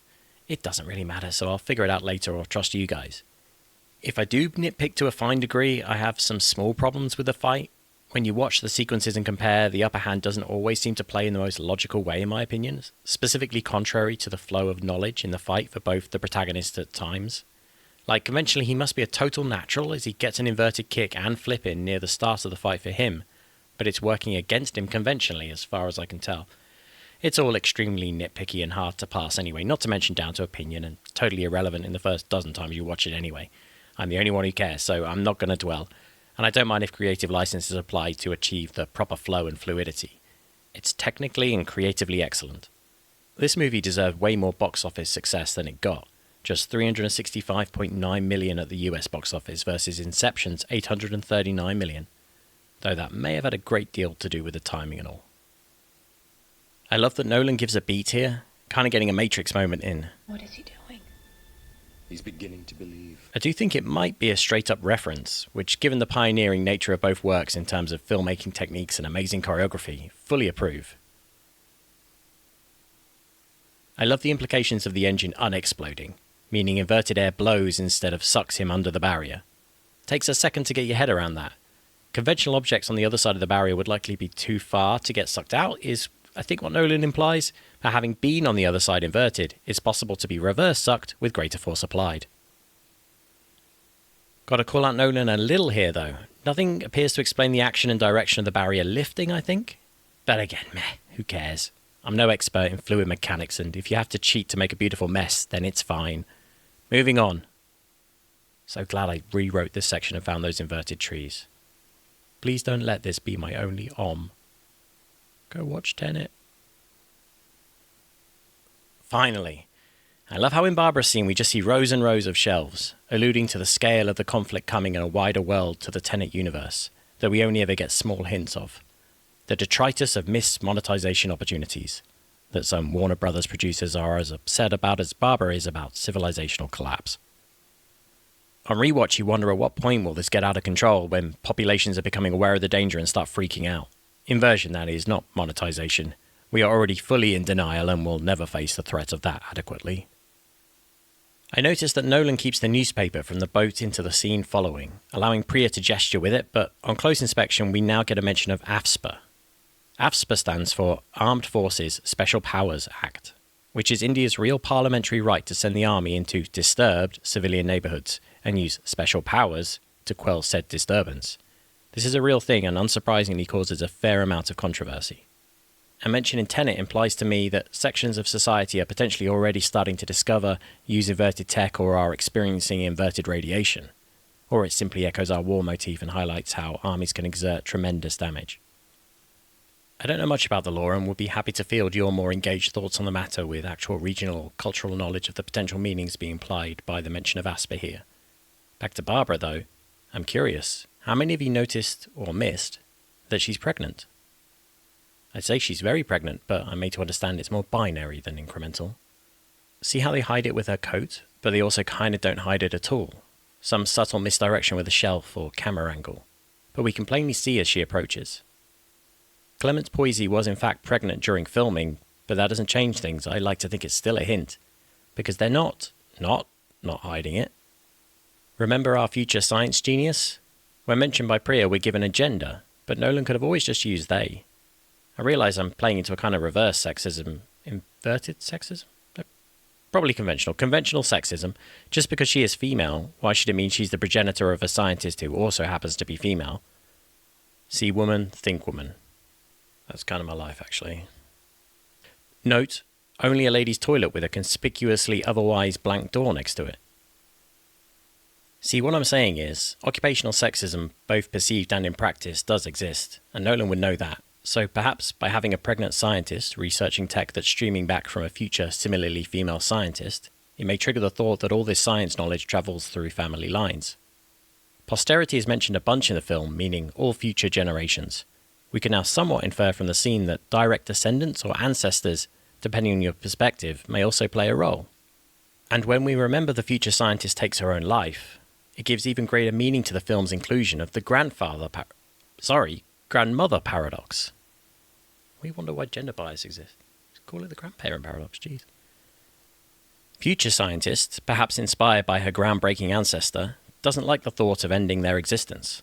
Almost like family and our personal connections have tangible and material effects in this world. If you were struck by how sad Clemence plays the part, now you know why. Her child is all but certain to grow up in a world afflicted with inverse radiation. She's no doubt running the numbers.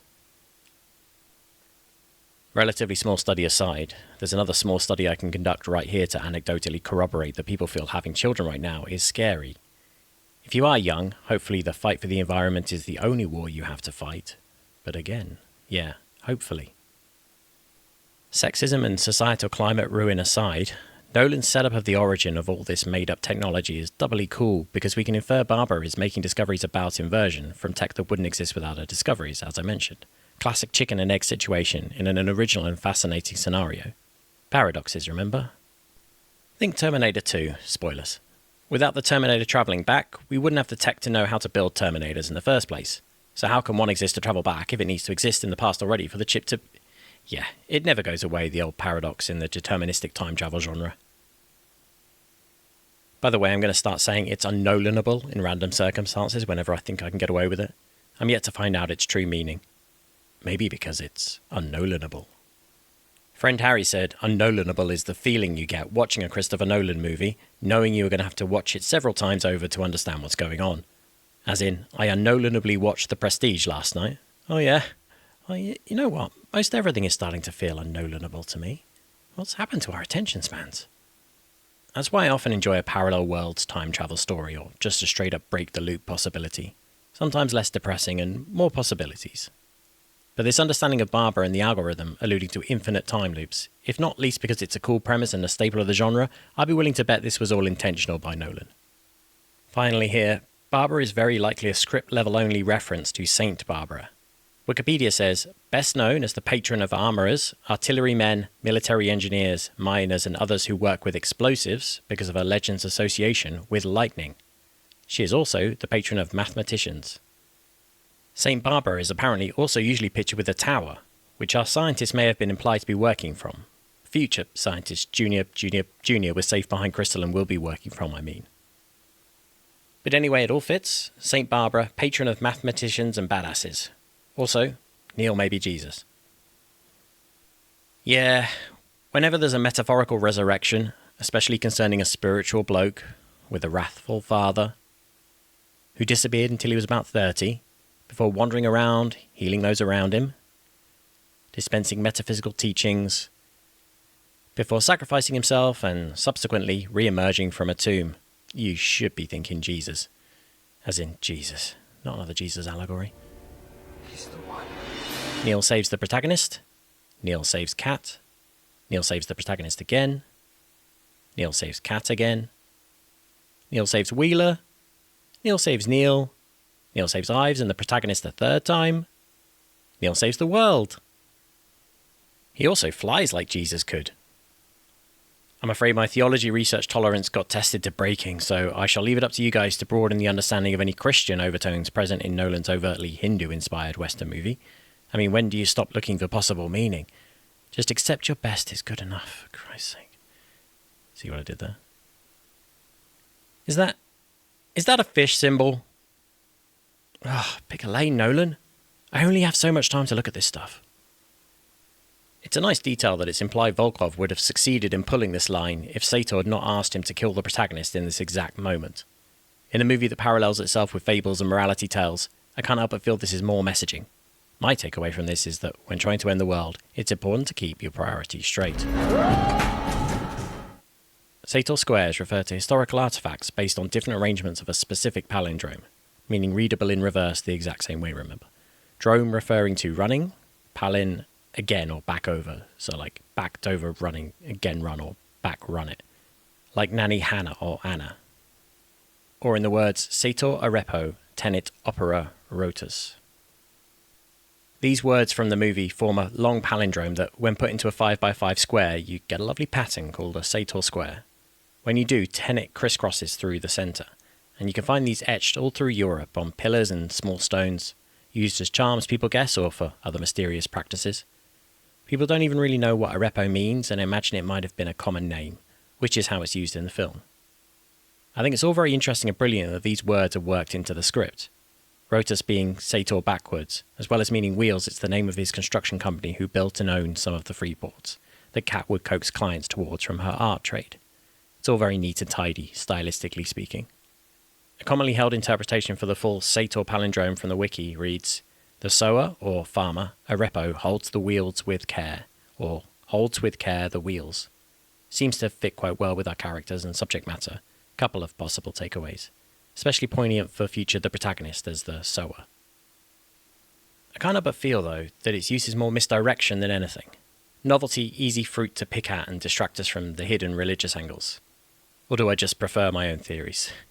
Jesus, what a homer.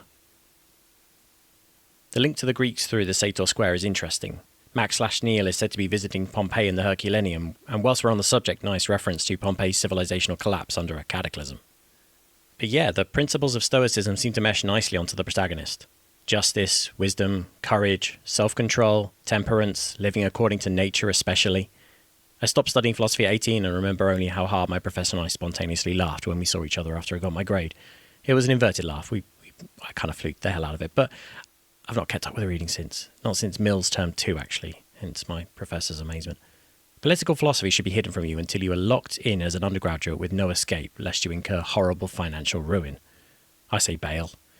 Your realistic prospects include philosophy teacher, end of list. Maybe YouTuber, but don't do it. It's too late for me. Ex-wannabe philosopher or not, I have to post to this platform. It's all I know. Go be a dancer and floss. It's far more fun and good for you. I have horrible, horrible existential angst. Where was I? Oh, right. I'm lazy. Stoicism could be more relevant. I clearly didn't dig after seeing the other angles, combined with a not-so-suppressed anxiety over feelings of intellectual inferiority. Let me know what I should look up and what I missed. We all have blind spots, especially when we don't even look very hard. The protagonist is totally man-looking in this car. Try maybe looking under or around things a little when you next lose some plutonium, buddy. It's wedged under the seat. The very real message here is that you should change your perspective and get every angle of a problem before racing off. We'll return to this lesson in other videos. It's an important one. I was saying tenant in place of tenet for years, with an extra N and an A, like a tenet of mine would be, you can get almost anywhere with a high-vis jacket and a clipboard. But I don't have a tenant. I am a tenant. A tenet, embarrassingly, means something you hold, basically. Fortunately, therefore, I haven't had much need for it till now. Yeah, this is yin and yang all over again. Captain Wheeler, granted instead of representing the author of the History of India Volume 3, Nolan quotes, it could just be a name reference to another John Wheeler, also referenced, in fact name-dropped by Neil. That John Wheeler, a physicist who passed in 2008, was the originator of the whole one-electron universe theory. The movie is obviously drawn on his work. I specifically wondered if Nolan is proposing that anyone who enters the turnstile is being annihilated, but in a controlled environment, so it's okay. Like a Star Trek transporter. You can find interviews on YouTube about it. The one-electron universe theory, I mean. There may be more on turnstile theory and much, much more on transporters, though. I think both references could be true and exist at the same time. Two-wheelers often do. Kind of the premise of the movie. We've already established 18 and 700 and what they refer to, but 10 and 5 feature a lot. If you can't figure out probably why, spend at least 10 minutes on it. Or just 5. Other numbers seem to be quite prominent throughout. Drink.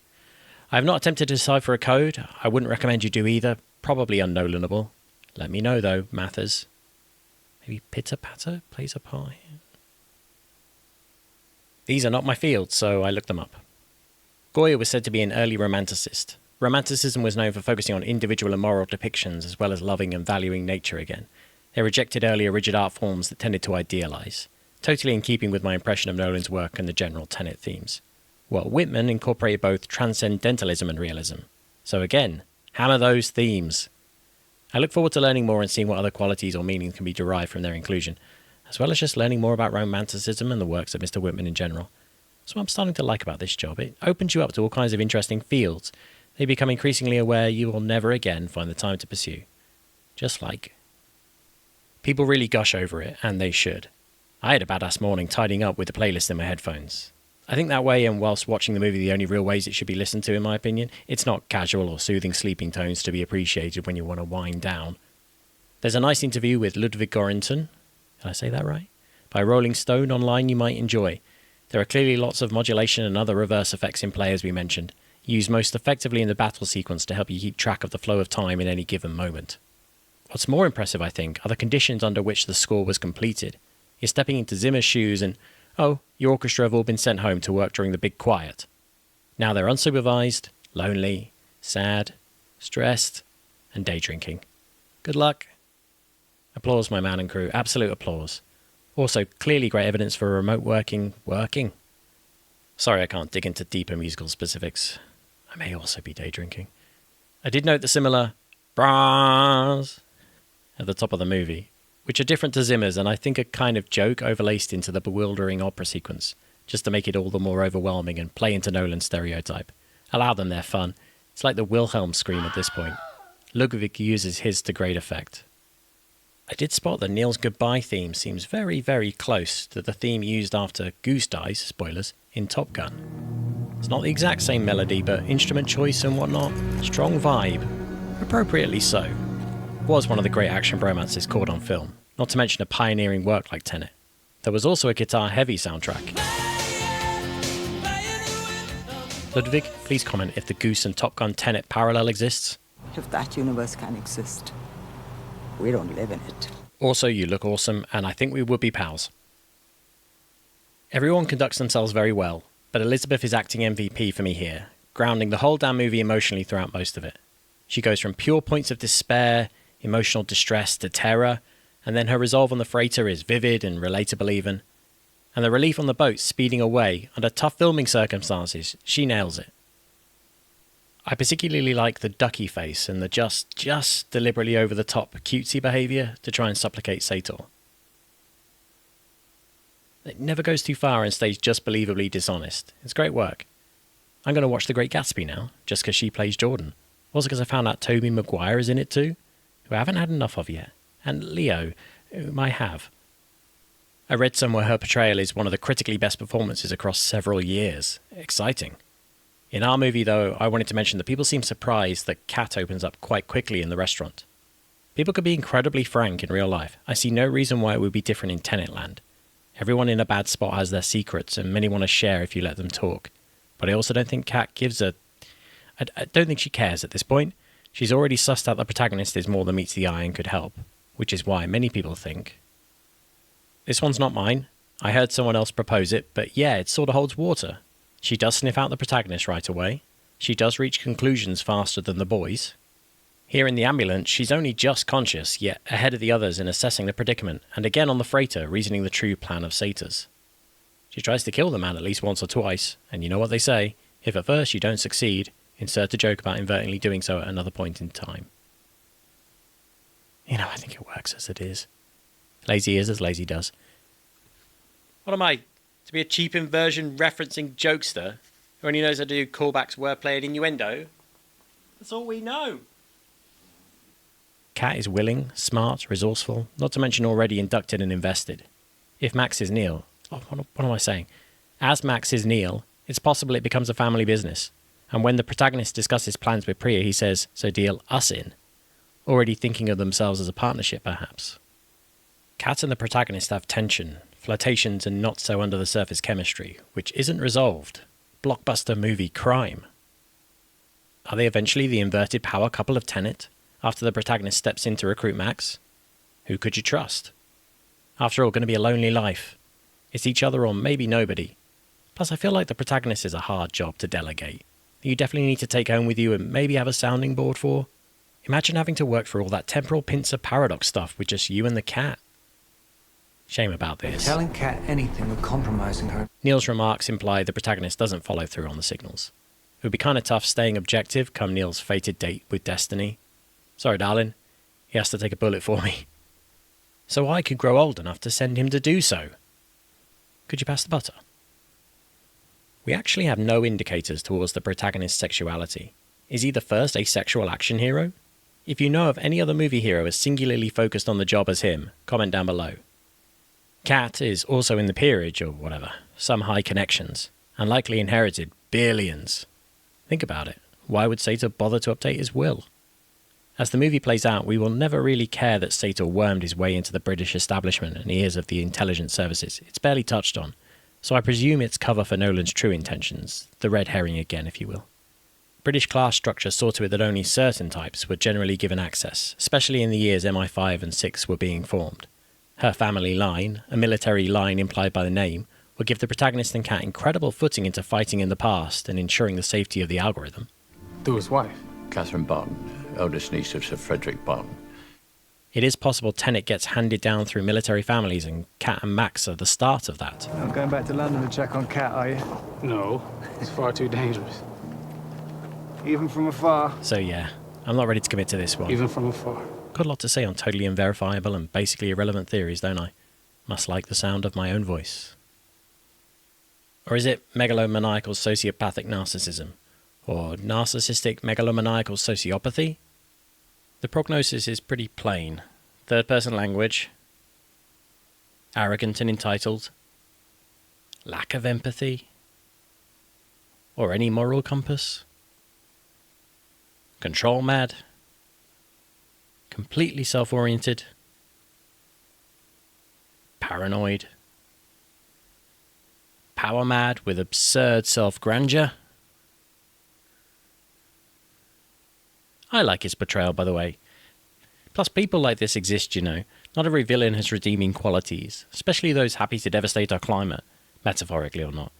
Except ours aren't doing it metaphorically. We'll miss you, rainforest. You know what they say, you don't appreciate what you've got until it's nearly entirely decimated for cattle ranching. Shakespeare did this kind of thing, right? Iago and all of that? Not comparing the two. But he didn't really do backstories, did he? He does character investigations and archetype portrayals, because plays were a different beast. Not many flashbacks in plays. And movies rely on them too much, in my opinion. Oh wait, we do get one. We do get one in Tenet. But we should remember that Nolan cares probably quite little for exploring what someone in Sator's exact circumstance would do. It's fantasy. It could never happen. But oligarchs, or any billionaire, got there for reasons, typically called exploitation and abuse. And Nolan's wider point may be that the unhealthy walk not only among us, but above us. And only through collective organisation can we... I don't paint many with the same brush, but billionaires I do. And Sator is a metaphor for so many. Also consider funding mental health research and services. Maybe early psychological intervention could have... Well, maybe not in this case, but in the real world. When Priya mentions the CIA team who tried to lift the 241, John David shows a little tell of the protagonist. That's nice, I like that. Subtle and a classic motion too. The protagonist deliberately drops the gold bar so that he can pick up the dirt. It's not that hidden, but I missed that first watch, even though he literally mentions it 20 seconds later. What did you find on the gold? No francs, no mold marks? According to the first link I clicked, 44% of Hindus are vegetarian. I think that looks vegetarian. I think they both look vegetarian. I'm not really old. And promote non-violence. On the move. What's the problem? They'll be fine. When Sator is inspecting the guns before the heist, he pulls one up and there is a slight sound effect added and definitely extra movement, probably to imply reverse action of the weapon being have put down. He also introduces them as singed but salvageable. Another strong hint that there's an imminent war over the emerging new technologies and objects that the governments are going to be finding it harder and harder to keep under control, AFSPA and all that. Is this related to why Volkov puts his weapon in here? Can't figure that out, unless simply to demonstrate the depth to us, foreshadow his fall. Also, how does he plan to get out? Volkov basically means wolf, so maybe he's named that for dog equals loyalty reasons. He does eat leftovers, watches perimeters, and acts blindly under command. The protagonist puts his earbud in the case so he can spy on Sator's car. That's what he's doing there. It's how he's able to glean information about the algorithm that Priya and Neil keep from him. A hint that the protagonist has the tradecraft and savvy to eventually run the show. The case can also be seen to be thrown by both men, not just by one and the other catches. Neat little paradox. I think that one is an actual paradox. I might be using paradox completely incorrectly and repeatedly, you guys. I'm a little lost to these things at this point. I don't have a master's in physics. I am very worth it. There's one of those lingering camera shots on Neil just as the container sequence is ending and they arrive at Oslo. Twice, actually. And it was an embarrassingly long time before I realised what that's all about. Honestly, I couldn't infer any special meaning. That's because it's not special. It's a clear reference to the first pass through Oslo and Neil's gleamed insight that he's suppressing. See what I mean about staring you straight in the face and re-examining problems from multiple angles? Honestly, Nolan, I need all the help I can get. Why do you hand out meaning and character beats in these scraps, these burnt charred tips of a movie I've cooked to death? This pattern of cubes could be a representation of entropy sorting itself out, but that's a guess and not a religious symbol. The poster says ships are safe in harbour, but that's not what they are made for, which is a good reference to duty as one of the key themes and principles of our heroes, as well as boats. The inverted team can be seen leaving and ending the battle from their perspective, as they need to be carried conventionally to the battle first to have been airlifted out. It's neat. But problematic for space reasons on that freighter? I'm sure Sir Crosby has a plan. The protagonist and Sir Crosby can just be seen being put back in the hole they'll be pulled out of. It's another repeated shot he uses both directions of. You can just see Volkov standing out a shot early in the hypercenter. Not quite justified as an error, as he is there. But why don't they see him? Is this a pantomime? I meant to shout out, Aaron, behind you! The Kenneth Branagh full body prop is just incredibly accurate and brutal. Plus it's pulled away from the scene of the crime. The perfect crime. The dude is still alive over in Ukraine. Where's Daddy? Did he go to heaven? Or a god. Oh, sweetie. No. Neil's hand replaces this rubble. I really like that. They must have had to get Pattinson to act backwards to unnecessarily include it. And he's pulling it off perfectly. Sort of a nice reference to his imminent writing of all of known time that almost goes poof. He also nearly runs himself over, perhaps clearing away mines in the process for his earlier advance. I mentioned Neil saves Neil, that's why. Speaking again of Neil. Okay, rubbish theory. Neil's dead. Yeah, the helicopter here. It's hovering. The helicopter is too heavy for the yacht, so an expert pilot had to hover it perfectly still. That seems dangerous and amazing. You can barely even tell. Hardcore. Unlike. Faye failed one of these incursions into the Twilight world, got tested, but didn't take a pill and was therefore inducted only so far. Now he's in redemption mode. Is my headcanon going by this one line? That test you passed? Not everybody does. Seems down about it, doesn't he? Maybe he held out for just 17 hours and is now stuck as the recruiting agent. He also seems a bit removed from his hardcore operative days, to say the least. Again, implying the fight goes way back. I see you. But yeah, he hasn't inverted, doesn't even know that exists, we can kind of deduce. For Faye to age out of his prime and targeted recruitment years into his middle period, I'm guessing, or later? I did look it up. He was early 60s. Looking good, my man. So what's that, at least 20, 30 years? Man, 30 years just recruiting. That sucks. Never been told? Rough spot. You get all the doomsday anxiety without any of the secrets and inside info. Oof, Faye, dude. Special ops and intelligence experience? Go private. The upward mobility in the organisation seems... Everyone, everywhere, fine. Still, oof. Bet Sir Ives Crosby recruited him. Actually, I feel like the presence of Barbara and Faye create an organisational absence within TENET on that side of the Atlantic. No way the studio shortly behind TENET 2, Neil Resurrections, allows an English guy to be TENET's front-facing protagonist, to recruit and manage all these future loose ends, so that the protagonist gets to hunt them all down later. Although actually, when I pitch the story like that, they might. Crosby's busy over in India recruiting Priya anyway. Think about it, she's another disposable arms dealer who has seemingly traded success to play a role in questionable dark operations. It's implied she trusts and thinks highly of Crosby enough to be outside of Sata's reach. With her track record of trust, I presume it would have to be her direct superior. Was out of Sata's reach. So no, logically, Commander Wheeler would advance and become General Weezer, allowing the protagonist to stay distant and objective so that he has to, punch everyone's button the second they step out of line. I'd have them caught selling inversion technology to certain former nationalistic parties in power 3/4 of a century ago, in exchange for 1 gold bar deposited at a generous compound interest rate in a designated Swiss bank account. Someone should keep an eye out for anyone trying that. One of the two we confiscated from an embezzler in Bern. Barbara Jr. may be morally on our side. Plain old Barbara looks like she's ready for an indefinite holiday deep in a Swiss hillside somewhere. Not like we haven't established contrary family lines being drawn in this conflict already. Any producers biting? No? Who owns the rights then? Where do they live? Joking. I won't leave the house. The house has the remote. Right. We've gotten a little silly, had our fun, but we need to land this thing. It's the bomb that didn't go off. The danger no one knew was real.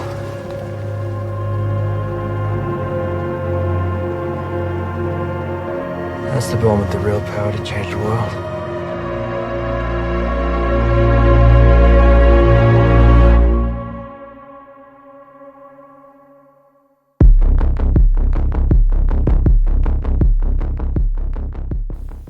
Shall we wrap this up then? Paradox be a fun brain scratcher. Don't look at me, I can't solve a paradox for you. Just mind the vase. Despair is tragic, incredibly hard, but usually temporary. If you can surround yourself with people who actually want the best for you and you extricate yourself from the source of your despair. Sounds easy, don't it? Getting help is step 1 through 5. 5 through 1 step is help getting. But Kat, sweeping away the red representation of her former broken heart, the red conventional path she's healing towards, getting to embody the freedom she so desired for herself but couldn't see a path towards at the time, it's powerful when you can take it all in. Ethics can be grey, yin and yang. Be good, act good. Don't let your slip-ups stop you from trying a little harder each day. And try not to judge those who bend them too harshly. That could be you in different circumstances. We all have stains on our pants. That's American pants, by the way. Don't wear underpants with stains. That's not an ethical question. It's a hygienic one. That's not for me to comment on. Your ignorance is my ammunition. I think your duty is to like and subscribe. So what was this movie about? I have to leave you soon, but first, or last, I'd like to read the following 2 translated verses from the Gita, and given its esoteric messaging, get a little out there myself before truly wrapping up. The harmonized man, having abandoned the fruit of action, attaineth to the eternal peace. The non-harmonized, impelled by desire, attached to the fruit, are bound. Mentally renouncing all actions, the sovereign dweller in the body resteth serenely in the 9-gated city, neither acting nor causing to act. The 9-gated city refers to the body, FYI, for the reasons we've established previously, Uranus being one of those gates, remember. But that passage led me to think the following. Aside from the movie seeming to represent a call to nature and compassion, away from conflict and towards dutiful empathy for all people, could we take one final possible reading from the movie that the battle for control of the 9-part the algorithm could represent our internal battles and struggles with lots of things? Our purpose in life, our quests for self-understanding, our mortality, not to mention the daily small stuff. How each of us represents and holds incredible value, potential and power that may yet to be tapped or put to work in this world for a high enough or a personally meaningful enough cause, due at least significantly to internal doubts with conflicting desires, natures and needs, all on top of the duties we're required to perform. Just played out as a sci-fi war across all of time. Our better angels and inner demons do drive us towards and away from the things we want, from things we should value, with different degrees of power and influence throughout our lives. The algorithm is safe the more peace we find for it, but it will inevitably fall into the hands of our demons from time to time. It's inevitable in light of such a struggle against real adversity and the pressures people face. So we must wrestle it back again and so on. It never goes away. So we all have to continually work to keep ourselves in check and to have conviction in our paths and choices, illustrated in TENET by the potential infinite forwards and backwards journey the device must take, swinging necessarily in and out of danger, closer or further away from its 2 potential uses, able to act as both an agent of our destruction, but also the source of our salvation, or at least the knowledge or methods to mount a defense and know what we are capable of, if steps are taken to understand it. You are each one of you of the algorithm. Your path is perilous because you also represent great potential power for change. I'll drop the gimmick. You are each of you, one of you, an algorithm. Your path is perilous because you also represent great potential and power for change. And regarding the fruits of action, in our early years, we learn to desire. That obviously doesn't go away, but I think it's worse because typically in those formative years, we don't possess much yet. We get caught up in the fruit of our goals, either fixating or marveling at the sheer potentiality of it all, or both. At least that's my experience. After a while, you realize there is no thing that can deliver happiness. If you don't take pleasure in your daily routine and the practice of whatever attainment is important to you, and enjoying the company of the people around you, you won't be happy.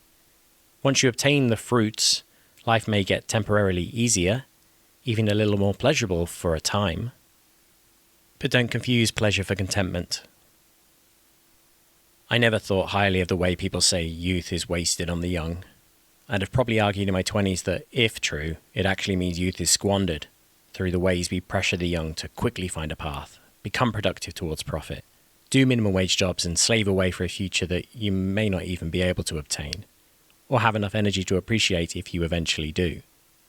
If there is any truth to the patronizing way it's usually used, like our fleeting youthful energy, looks or potential goes underappreciated among the young, I feel this is mostly because the burdens, monotonous grinding, and sheer grief that inevitably comes to weigh on the non-young has typically yet to hit. not because they are in some way ignorant of it, but because it's so hard to imagine. Some things don't translate well, are hard to understand, they need to be experienced. That's definitely one tenet I hold, and feel the Gita and the movie represent good examples of. The mere awareness of life's burdens usually stays shrouded from you at first, sometimes for several decades, but it builds, and it drags, and you don't realize how much you are carrying till you're welling up, chatting to strangers in Morrison's. Not a true story, but I feel like I've come close. It inevitably comes at you, and it takes a toll. Honestly, regardless of how easy you or you think someone has it, we're all on the wheel after all, which is hard enough to process and handle on its own, without societal demands piled on. We all have something to lose. And the more we learn to love, the more potential pain we invite in. So, is it all worth it? Yes. It's everyone, everywhere, every when. Not to mention everything as a bonus. That's what you're giving up if you don't keep trying. That's why we need things like TENET, or that opera, or book, or partner, or gaming group, or whatever meaningful source of expression or connection we hold on to, reminding us what we're here for. I am yet to find the eternal through my reading of the Gita, but through other ways I'm looking for it. I do believe there is something and someone for everyone if you have enough patience and determination to work on the self. Work towards a cause or a duty to those you care for, and you'll naturally want to let go of less meaningful or ultimately damaging things. And what of the inevitable absence or loss of those things we love, when phases of life end and all the pain it can cause? Well, if you were to ask my advice, the best I can say is, for the non-young, the trick is learning how to find appreciation of the necessary balance that must exist for love, contentment, and satisfaction to exist. I'm afraid you can't have light without the dark. The wonderful often precedes pain, and frequently pain must precede fulfillment. It's the bargain the universe makes with you every morning, and it's worth it. Without the balance, everything topples anyway. It's not how I tried to build it, but if it can't be built any other way. For the actually young, let your inner compass or pendulum swing a little. You need to know where your equilibrium resteth first. It's different for all of us, and rightly so for the balance of it all. You can accept the bargain when it all begins to get a bit much. Commit parts or all of yourself to a duty of your own, each day anew if you want. Youth is full of error, mistakes, and imminent or delayed regret, for sure. I know you know that logically. But the young are generally asked or forced to carry less at any one time. We pity those who don't greatly, or should. So if you are lucky to have some time, start using it. I feel only time and healthy habitual action, channeled consciously, can lead us to find what really matters to each of us in this world. But you must experiment first and search and try and try and try. That's your privilege, and it's an amazing gift. Let go of outcome for a while and don't close too many doors that you see people joyfully walking through, even if you don't understand why and cannot relate to their perspectives yet. Just be sure to walk with caution and awareness, always communicate with your peers, and heed their trusted advice when important choices or critical decisions crop up. Try not to ever lose that, as you inevitably have to carry more. The weights you start to carry, apparent on the backs of your older peers or elders, become experience that can teach us if we let them through the work to lessen them. Lessons and learnings that are hard to properly grasp by those who have yet to benefit from the perspective having lived through them affords. But we do run short on time and patience. I think age is wasted on the old. Because, from what I can see, we're all so tired our perspectives matter little when we feel fixed, so as to be like these statues, stuck staring over an infinite ocean, not even outwards, backs turned, blind to the endless possibilities, but fixed either way.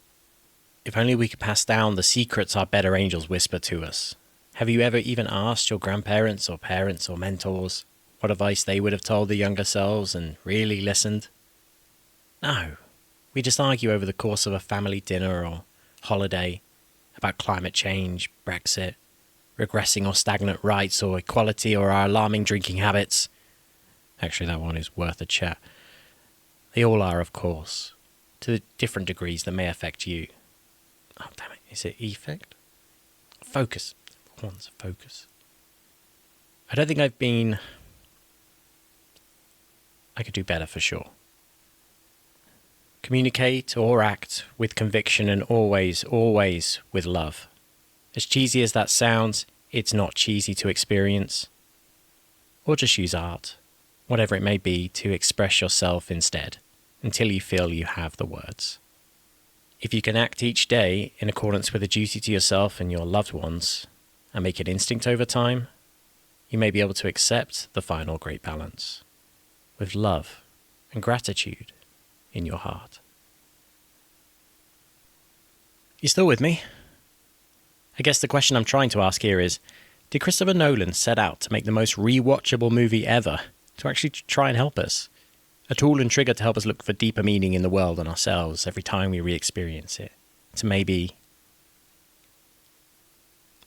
not a puzzle, but an experience that's so complicated we get caught up at times, but also naturally drift in and out of, letting the right brain work in the background or foreground on whatever struggles we're facing. Hope this is all starting to sound familiar to you. I don't know. I think he may have. I can only guess what Tenet's about. I didn't make it. I can only tell you what this channel's about. Money. That's right. There's just enough time left for me to say that I'd be forever grateful for any direct donations, even small ones. I promise every cent will mean something to me. I think you can also send a message that you know I'll read. But more importantly, this boat's going to rely on public support to stay afloat. That's you. You can contribute and know that you played your part today. Don't be a mindless consumer. Help build the channel. Or just subscribe if you can't spare right now. I get it. I'll also put some of the money received aside to make a charitable donation as well. I feel weird asking for money, but if I give a bit of the donations away at the end of 1 year, then it's easier somehow. I'll disclose it in everything. Fair warning, it will be an insultingly low percentage. Like 5%. I need more books for my research. And food. Also, I think I'm using overdrafts wrong, in that I do, and I don't want to. I want this to be my job. I'm never going to be Nolan, but I think I could do this. I also want to thank my patrons. It's new. I'm new. Consider getting in on the ground floor, and if more people join, I could buy more books going forward. Imagine. Oh, wait. Oh, the problem of the red door. Oh, that damn torn door. I hope you don't feel cheated, but that's a toughie. I've started working on it, but can tell. Yeah, it might need to be a way down the line thing. Bonus video next. That's soon on. That's on the docket. More free public content is imminent as well. Everything happens when it happens, but exactly when is, ultimately, unknownable. You've been a saint to sit through all of this. If you want my advice, final bit of advice, I think you should watch Tenet next. May health, peace, and sweet content be yours. And time.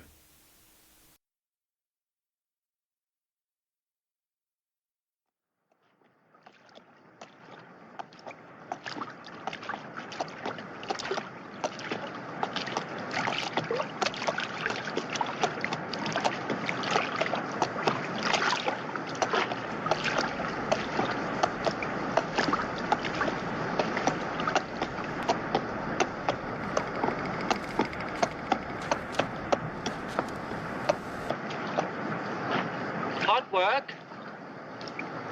Damn hot work. Still, the river cooled you off a bit, though, eh? Well, then we better put it out the hole before the bomb goes off, eh? That A is not in the script. He added that A. I see you. In 3, 2, 1. Go, the protagonist, go! I've got the 241!